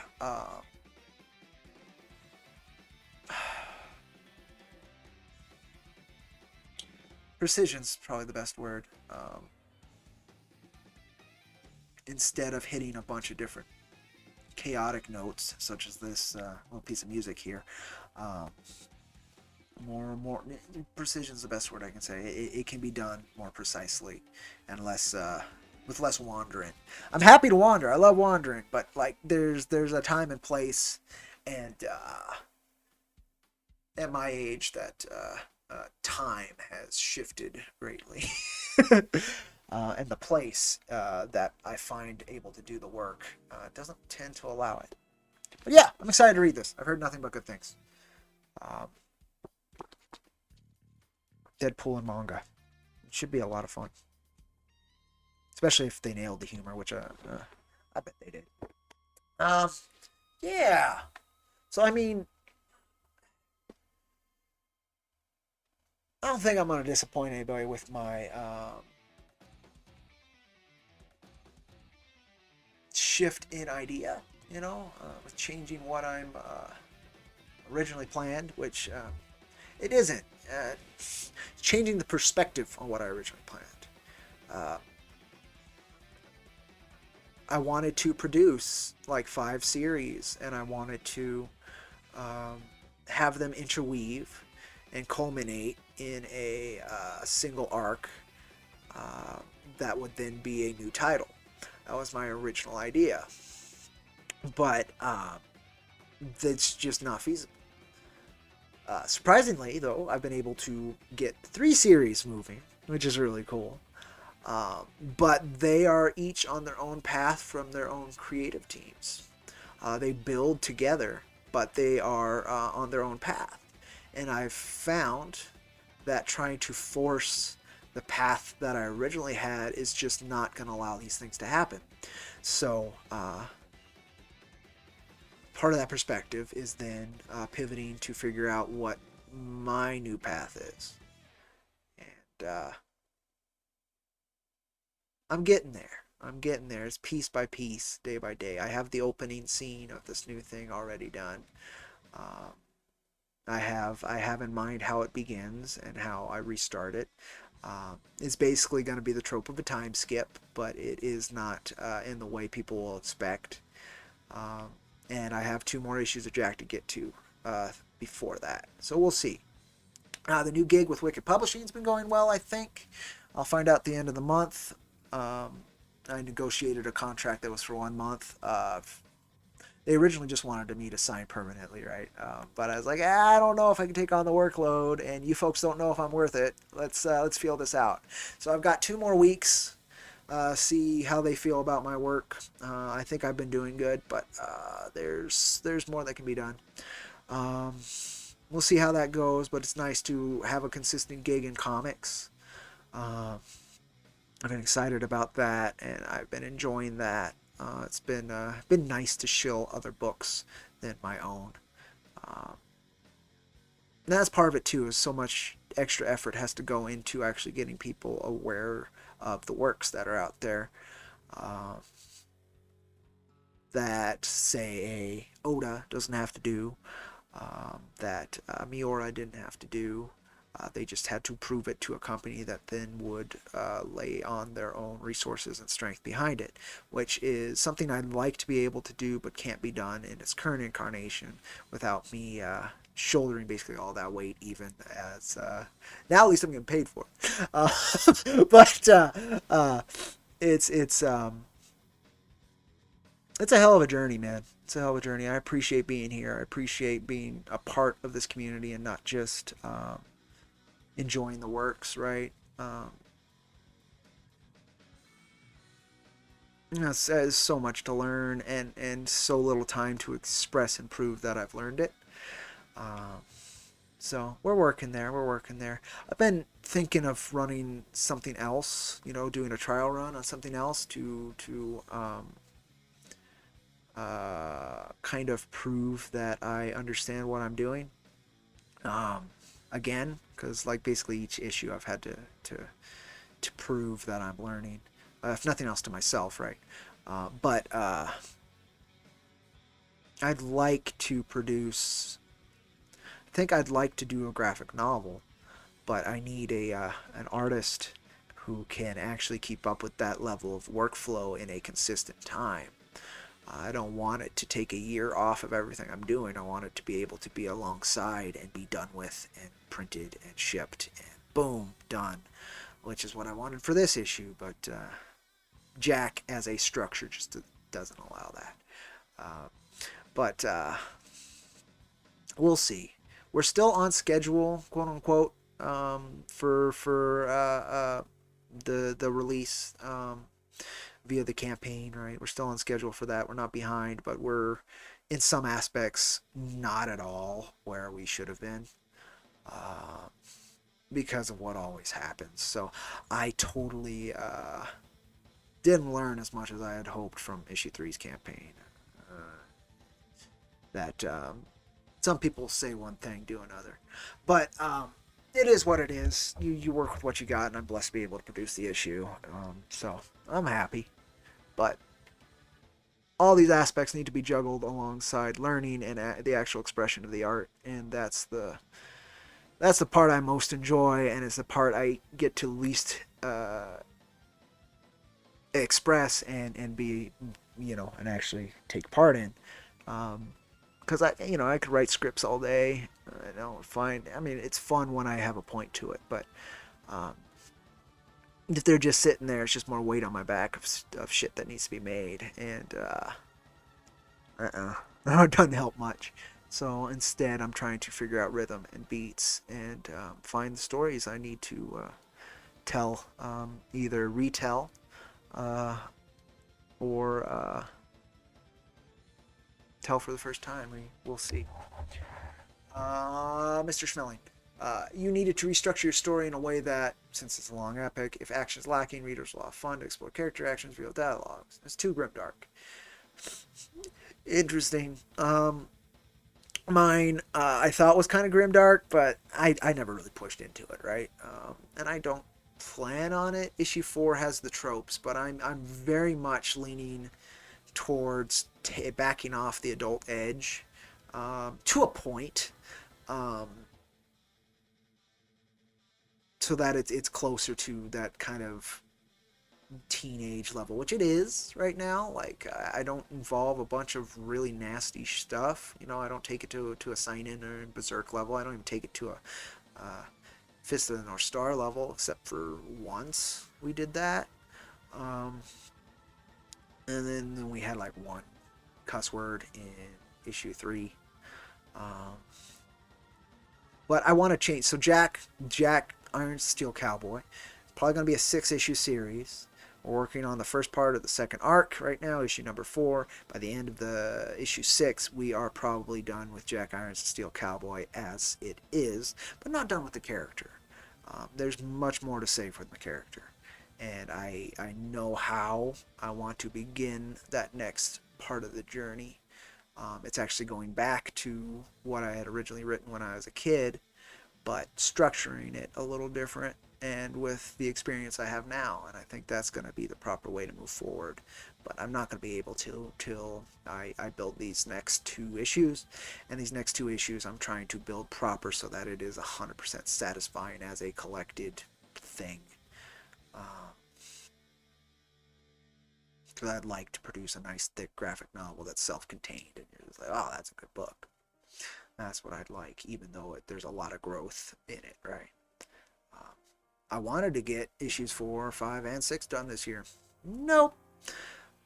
So it is what it is. Constant learning and growth, right? That's all it is. Major, yeah, I get you. I mean, sometimes you have to. You think Miura was feeling great when he was doing Berserk? If he was, madder than I thought. Madder than I thought. More insane.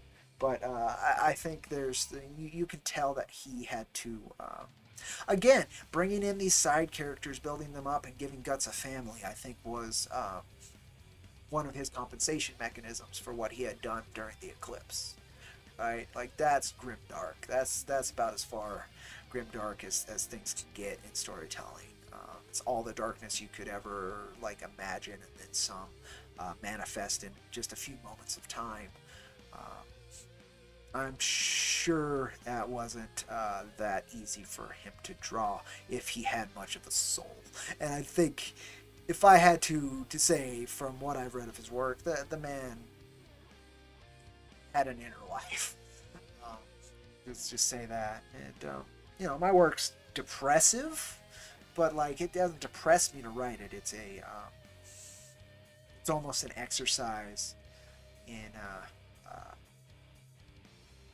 removing the cage that's on it that keeps it buried deep down, right? I think that's a lot of what Laura accomplished with his work as well. But I don't know. That's all speculation, right? I have no idea. I didn't know the man. I just know his work.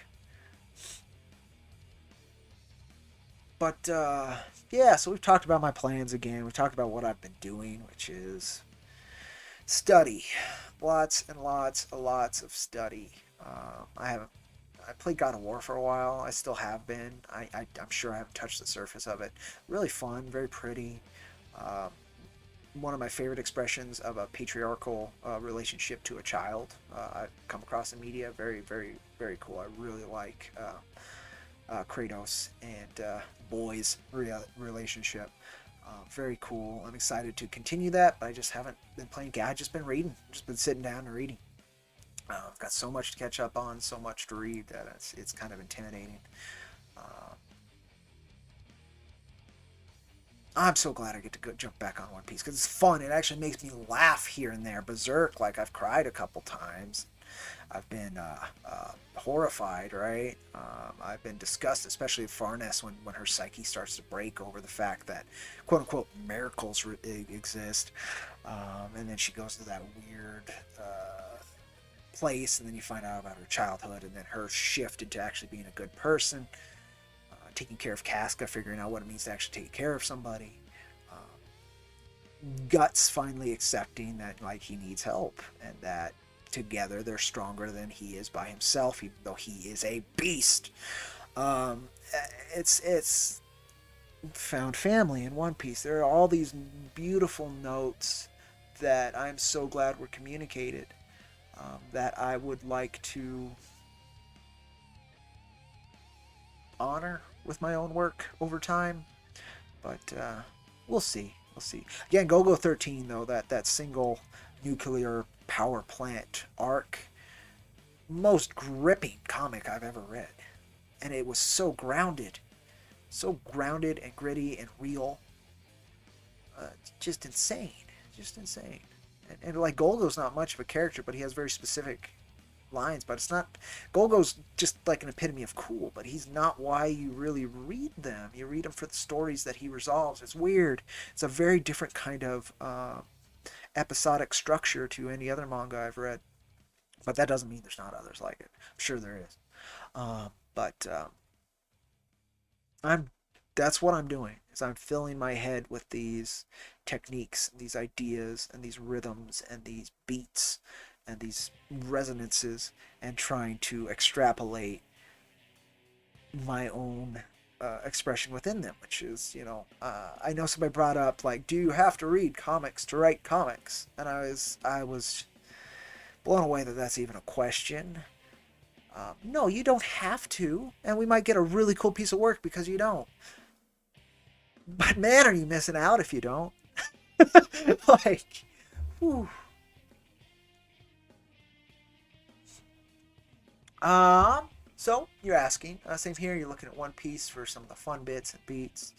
Um, I'm just not as crazy or fun of an individual as Oda is. Even if Oda's most of that crazy and fun's probably up here because he's a mangaka, so there's not. I mean, his relationships with his assistants probably are pretty good, but like in terms of interpersonal, like the time just isn't there. It all ends up here. We're looking at somebody's like life. That's the dangerous part of it, right?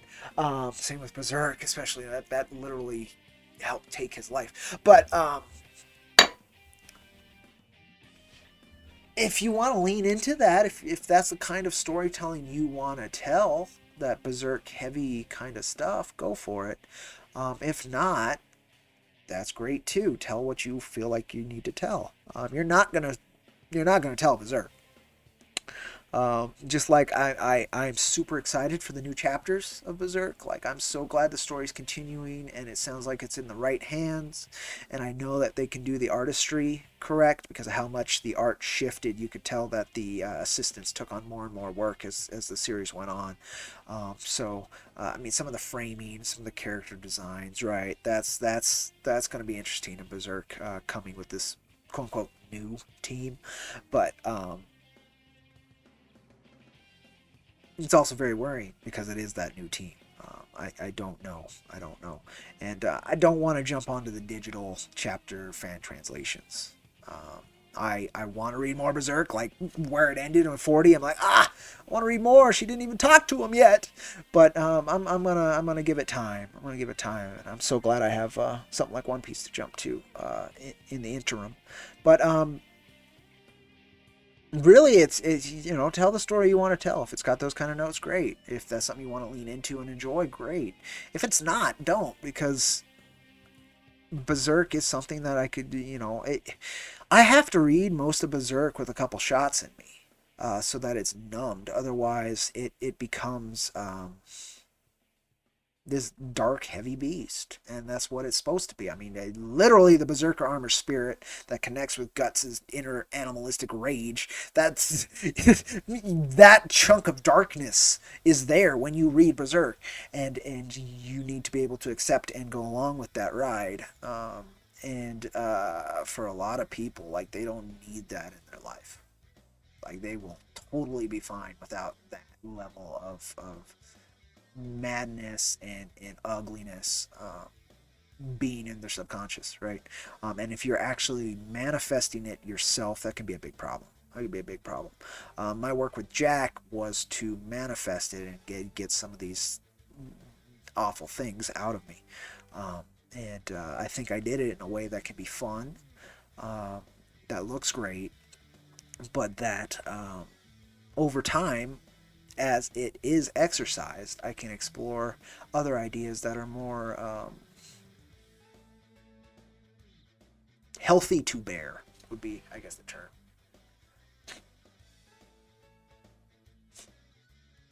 While restructuring due to lack of time, aiming for the right balance seems to be key, yes. I mean, if you have a lot to tell, you're going to need a lot of time to tell it, right? Inner darkness, same trope. Yep, that's a very common trope. Very common. So it's what I deal with. Jack's got that. Reason why I'm diving into Berserk and One Piece is because they hit notes I want to hit, but have not been hit together before, right? And so that's why I'm trying to learn how to balance that and then filter it through my own type of storytelling and the beautiful artistry that Maxie's able to put out. I would love to continue to work with Maxie. I think he has expressed Jack and the world that I wanted to communicate in ways that I couldn't have imagined. And the problem is the amount of time that takes. So I'm gonna have to talk to him about that on a more personal, like, the next effort I lean into after these 6 issues. Like, it's probably the last effort I'm ever gonna be able to put my heart and soul into, right? And so if that's going to be a thing, I would very much like to partner with a creator who is willing to do the same.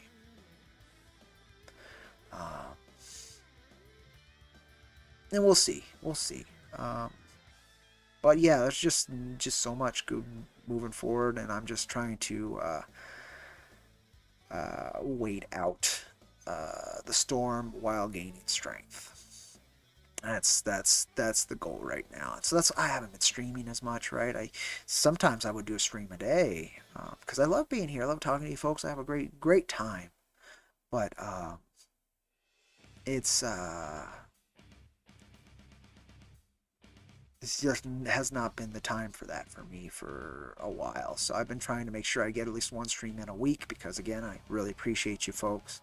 And I want to connect and touch base so that people know, like, everything's all right. When I have updates, I like to share those here. Uh, but at the same time, I've been trying to step away because, oh, man, everything right now is just coated in this black ooze, metaphorical black ooze, but this weight, this dark weight from human interaction on the socio-political levels to the business that I work in, interactions between individuals to thank goodness not my own personal interactions. I'm very lucky there. But even my job has been ups and downs and like really annoying downs. Like this Friday was one of the worst work days I've had in a long time. Um, and I want to ride out the storm, be stronger because of it, and then produce something worthy of this journey I've been blessed to have. And issue number 4 is going to be the first real expression of that since number 3. But this overall finality of this arc of my own, as well as Jack's arc, I want to tackle the next thing I do with a fervor and ability that folks will have no choice but to listen to. Uh, Something far less passive yet not aggressive, and that's something I'm figuring out. And the way I want to do it is through the actual artistry and not so much the commentary on the situation that adds nothing except for reinforces other people's belief systems. Like that's a way to make money. It's smart, but it's not how I want to do my art. Same here, putting struggles in character stories. Some parts are making me teary-eyed while writing. Well, good. That's a good thing. For me, like, if you go back and read my work, basically every issue 2 and 3 were prophetic, and that always bugs the hell out of me. Issue 2 kind of predicted what was going to happen globally. Issue 3 predicted a certain thing that was going to happen personally. Issue 4 shouldn't have any predictions. I kind of built it to be more of an adventure story and less of a commentary. It's part of Jack, right? Is always going to be caricatures. Oh, when did that turn on? Apologies, folks. Give me a second. I heard funk. There we go. I hadn't spoken to the band leader for a while. I guess he just wanted attention. But it's how I structure Jack. It's all caricatures of human observation and human experience. So that's never gonna go anywhere. But how I present it, which is again Berserk and One Piece are master classes in it, can be more fun or can be deeper than I've been able to achieve so far. Issue 4 is my first trial with it. I think we've hit a good balance for what I can do with 4, but by 6, I want to have said what I needed to say with that so that I can start the next journey on a stronger note than I started this one. And stronger note in every aspect if possible. But we'll see. People have to stick with me that long, and there's no guarantees they will. We've lost backers this campaign, right? We made more money, but we lost backers. My reach does hit, like Global Comics has been a great source of reaching new readers, which I've been very glad. But will those readers actually stick with us? I don't know. Will they actually go and pay money to read this? I don't know, and without money I can't produce this, right? How the global economic situation moves forward, how the global socio-political situation moves forward, right? Like, the time is of the essence. And I really don't know if we have it, but I've certainly pushed up the schedule as far as I can for this next adventure to begin. And we'll see. We'll see. Um, Till then, again, reading, studying, growing, living, breathing, and taking each day as I can. It's concerning when villains, especially the own ones, predict real issues ahead, right? Yep, that was fun. Issue number 2, produced mid 2018. Literally had a progression of events that were very similar. And then issue 3 that one was rough. That one was rough. I kind of knew it when I was putting it in. It's a weird thing. If folks are interested in that weird pseudo-spiritual angle of artistic creation, I recommend watching, if you can stomach it, Grant Morrison's speech at the Global Anarchy Foundation or some weird thing. Just look up Grant Morrison sigil magic, and you'll find the discussion. He talks about his own personal experiences with doing that, by putting his characters through things, led him to be put through those things. That's why I'm thinking Miura also got his butt kind of handed to him because of the issues he decided to tackle. But it is what it is. I mean, that's just a weird thing that may or may not exist, depending on your own journey, right? For me, it very much does, but for others, it may not. And especially if you're writing some real, some real nasty stuff, then I very much hope it doesn't for you. But yeah, if you're curious in that, it seems to have been a kind of consistent thing for Mr. Morrison. And he comes from Mr. Morrison for Morrison. If I call him Mr. now, I would be doing him a disservice, I guess. So I apologize for that. They are going by they. So however you want to experience your life, man. I'm not going to tell you that, and I will be just fine addressing you with the respect that you desire to be addressed. But yeah, folks, I wish I had more to say. All I could do is talk about individual volumes that I've been reading, right? And there's no need to. But yeah, most of my time has been spent reading, sleeping, and working. So that's all I can really talk about. Work's been up and down, but I almost quit. I was gonna put in my 2 weeks today. After Friday, I was like, Monday, I'm putting in my 2 weeks. But I love this job. I've been there nearly 5 years. I'm not gonna find another job like it around here. So I just need to take the lumps with more grace. That's something I gotta figure out. The extra gig I've been able to do now with consistent comics is incredible. I hope I can continue to earn that paycheck. I hope I can help Wicked Publishing become something really, really cool. But we'll see. You know, there's I only have so much to work with.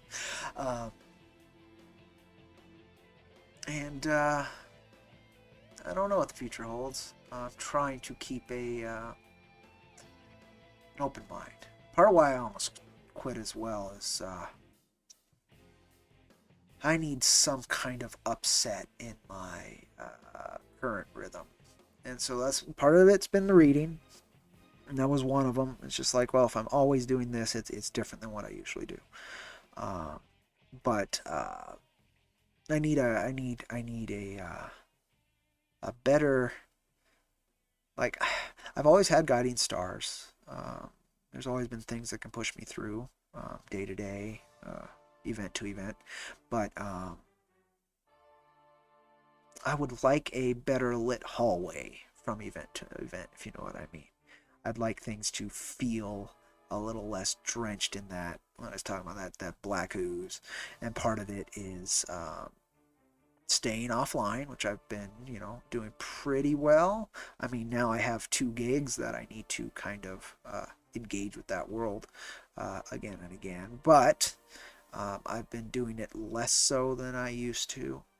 I've also been putting less credence into these power structures because, well, they suck, and 2, because there's really not much I can do personally outside of the efforts I've already got in motion to oppose them, right? So I'm trying not to let that weight crush me. And so I've been escaping into some excellently told stories and trying to figure out why they're so excellent. It's all is, you gotta breathe. You gotta breathe. But so yeah, that's partially why I haven't been here too often, folks. And last week, like, part of what I was trying to discuss was finding a peace in the storm, right? Part of me right now that's reading, but on that stream I couldn't find that peace. I was directly opposed in it. I was being told what to do to solve it, right? And it came from a good place from that individual, but at that time and where I was, I was just like, what? You're making this so much harder on me to express what I'm trying to express. And I couldn't do it. So if you go back and watch that one, the last, I don't know, 15 minutes of it is just, for me, was a shit show, which was expressing the exact opposite of the intent of that effort. So I did not feel like coming back in the following days, right? But I'm here now. I've enjoyed this one. I've gone 2 hours instead of the 40 minutes or whatever it was last time. Appreciated you folks coming in. I think if I didn't shut up the Robo Lady, I would have been. I think that was part of the piece that was interrupted last time too. Is because every time I started, I thought, boom, she's yelling at me. I'm just okay. So I might leave her off for a while, depending on what I'm doing. Like, I think if I'm like doing gameplay or something, she might be back on so that can draw my attention. But otherwise, I think she's going for a while. And we'll just see how things go. There's again so much to do, and I hope you folks get to do what you want to do. We need it. That's always been my bit. It's why I don't really oppose any other creators, even if they make the environment a little rougher than it needs to be. Is simply because I have no grand perspective in which to judge things. I only have my personal one, and in my personal one, you might be a negative influence, but in the greater scheme, you might be a net positive. In which case, I have no right to oppose that. But I don't know. It was interesting watching after this latest grand success, which kudos again. I watched that grand success lead to a series of bullying, both against that success and from that success, and it sucked. It's I can't even like phrase it here. It was from my perspective, it was a net negative all around. But it worked and got money, right? So I don't know. That's why I don't take part in that stuff. It's because I don't really want to. Honestly, barely anything would be worth it to me compared to just producing the work. And I try to have faith that I'm gonna be able to continue to produce the work again. Like I'm planning 2 other issues, and there's no guarantee. This last one and the one before that is that I didn't think we were gonna fund until the last day. I don't really want that to be a thing, but it's if that's how we got to do it, then fuck, I'll do it. But there's a better way, and there's a better story, and there's more good I can do out there than I'm currently able to, but I haven't figured it out yet. All I know is that there's something on over that horizon. And I just got to keep waiting and working to get over that horizon and see what it is. And so you got to put in the work to get over there, right? So that's what I'm doing, and it's going to take time. It's just going to take time. So we'll see. We'll see. But I'm just waiting on... Let's see. Am I waiting on anything to come in? I don't think I'm waiting on anything to come in either right now. I just got to catch up on the reading. One Piece Volume 100 is in August, so that's cool. I'm hoping to be caught up by then. We'll see. Shaman King Omnibus 11's in October, so I'm excited for that. I can finish Inuyasha at any point. I got all of it. It hit a lull where it's been repeating similar notes, so I haven't been driven to that. I do have. I haven't been reading Western comics for shit. I've got to read Razzle by Jeff Smith. It's his more adult work, and I want to see how that is because I love Jeff Smith's writing and pacing. So I've got to check that out when I'm ready for a break from manga. Berserk 41 is in November. Okay. I've got 40K Sisters of Battle to check out to see if it's anything like the Ultramarine one. The Ultramarine one was fine. It wasn't as Disney-fied as I expected it to be, which was good. But it also wasn't as gruesome as you might expect. It definitely wasn't as good as the British comics from back in the day, the Black Library comics. But they didn't put mouse ears on an Ultramarine, so I'm curious. I'm curious if it'll continue that way, or if they'll try and make sure that it's more for kids. I don't know. That's kind of, I guess that's what I'm waiting on. I've got a bunch more Golgo 13 to read. Thank goodness it's episodic, because the first 6 volumes of this Viz signature series, which is one of the few English printings of his work, they were not printed very much, so they're very hard to get a hold of. 7 through 13 is not that bad. You can get them about $10 a volume, which is about the average manga volume cost. I was able to get a hold of number 1 for like a fifth of the price that it usually goes for. I got it for like $20.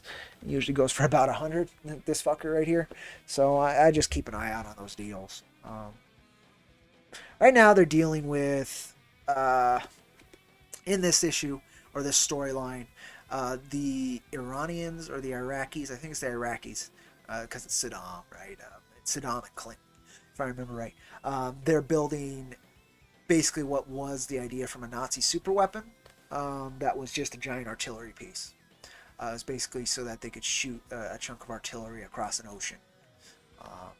And so Gogo's got to go sabotage and destroy that gun. It's like a darker, grittier James Bond, if you want. It's the world's greatest assassin, it's the world's greatest spy, but it's got a lot of the similar tropes to a James Bond. But it's always really well written, and it doesn't focus on the main character.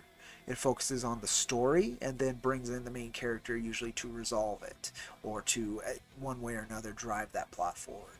But it's very much plot focused and not character focused, and it's really, really unique compared to anything else I've been reading.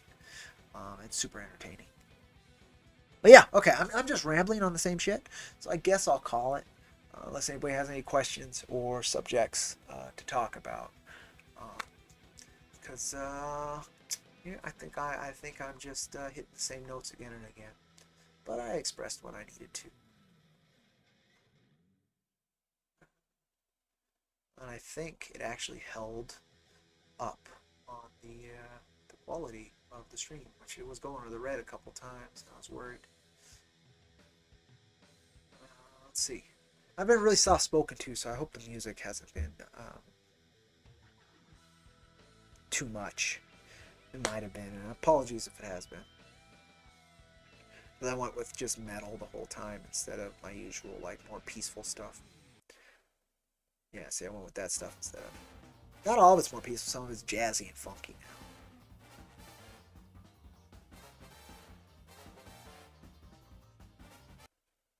What do we got? Something just... That was a good one. yeah, I don't have any other update except for those sketch cards by Mrs. H got done, which is incredible. I'm hoping to have another page in by the time this week. If I do, then I can at least share that through the update section on the campaign. If not, I'll just I need to make an update. I'm a week behind on an update about the sketch cards, asking them folks again. Oh, it's this piece. I don't want this piece. Sure. Um, yeah, that really is everything. I guess I'm gonna call it, folks. I appreciate you very, very much for joining me, listening to my rambles as always. Kind of just where my head's at right now. It's been good to see you in a stream again. In any case, was wondering whether I missed any of them. That's the problem too with this, is I can't mentally find myself placing a specific date and time for each stream, and that's how you grow these channels, right? Is people know when you're going to be there, and so that they can expect it and plan for it. I'm terrible at that. I've always been terrible at that, because there are many days where I just mentally cannot handle this. Um, it's just not a thing, and I would rather not have to tell people I'm canceling today's show. I'd rather just not have one expected. So I show up, I pop up, I do the unexpected. If people come on by, great. If they don't, it's okay. My main point of these is basically it's kind of a vlog and to put down my thoughts and what I'm thinking about or reading about, or in the case of the draw streams, just to get some drawing done. In case of the gaming streams, which I don't think I'm going to do another one for a while. It just put content down on the channel and put me in a place where people can interact with me as creator of IronVerse Comics and as just an individual, right? And so yeah, it's like you said, it's a lot of pressure on top of the daily life, and I just haven't found a time or a day that like consistently I can get more viewers. We've gotten up to I think 13 concurrent viewers on this once, and I don't remember what that is or what that was for, but that was really neat. Most of the time, right, I can get people to pop in because they're worried about me, and I'm trying to avoid those streams as well lately, because yeah, I've not been in the greatest place for a while now, but trying to leverage that for viewership is dumb, and it's rude, and it's manipulative, and something I do not want to do. So I'm not going to do that. But even though it works, right? That's the problem. It's like the sentiment's not there unless I have some need to express. But I try and get one stream down a week, just so that doesn't stop. Some weeks I'll do 3, some weeks I'll do more. But lately, over the last month or two, it's been one a week. And sometimes a video. Like I did a new trailer where I tried some voice modulation stuff alongside a pitch I worked on with the founder of Global Comics. And it's interesting. I like it. I like the voice. I wouldn't have released it if I didn't, but I still don't know like if people liked it or not. But that was, I put a couple hours into that so I could release a new video. I mean, it was like 4 hours to do 45 seconds. And I think it came out cool. I like it again, but did it get any traction? No. Most of my videos don't get traction, so it's an artistic outlet when I need it, more than a platform in which to grow the marketing. And I think that's not the greatest for the brand, but it's certainly maybe the only way I can keep doing this kind of stuff, unless I have to, like during the campaign. Counting my streams, I probably did a stream every day, so that was hours and hours. There was a couple streams during the campaign that were 11 hours long. Like, I can do it. I just need the incentive and reason and all of that. And so I tried to approach this one more casually today, so that I didn't attack it with a point like last week's, which that point led to its own downfall. But I gotta figure this stuff out. But I'm glad you got me too. I'm thankful for anybody who checks these out whenever. I don't think we get many replays down the line, which is fine. Live streams can be very hard to watch replays. Like the only ones I watch are from big channels. The main one I watch, and I've probably watched hundreds of hours of him by now, is Doug Doug. He does gaming challenge streams. He does a few other things, but he does Twitch plays as well. So he'll actually be playing games with the audience. They use chat to control characters within the game. Really fun stuff. The guy's funny. The culture he built around his community is really cool and fun to engage with. Right, like that I can watch hours of. My content is almost too personal. Just one guy talking to that for most folks to want to rewatch that for like pleasure or entertainment. But people may watch it live to interact with that person, right? And have that personal connection with me in this case. So I totally get it, and it would be better for my channel if I could, set a day, a time, and then people are like, oh, he's going to be streaming this day, this time. Every time I can be there, I'll be there, right? Like you'll know. But again, it's just not part of my makeup currently, even though it would be a good habit to build. So I don't know.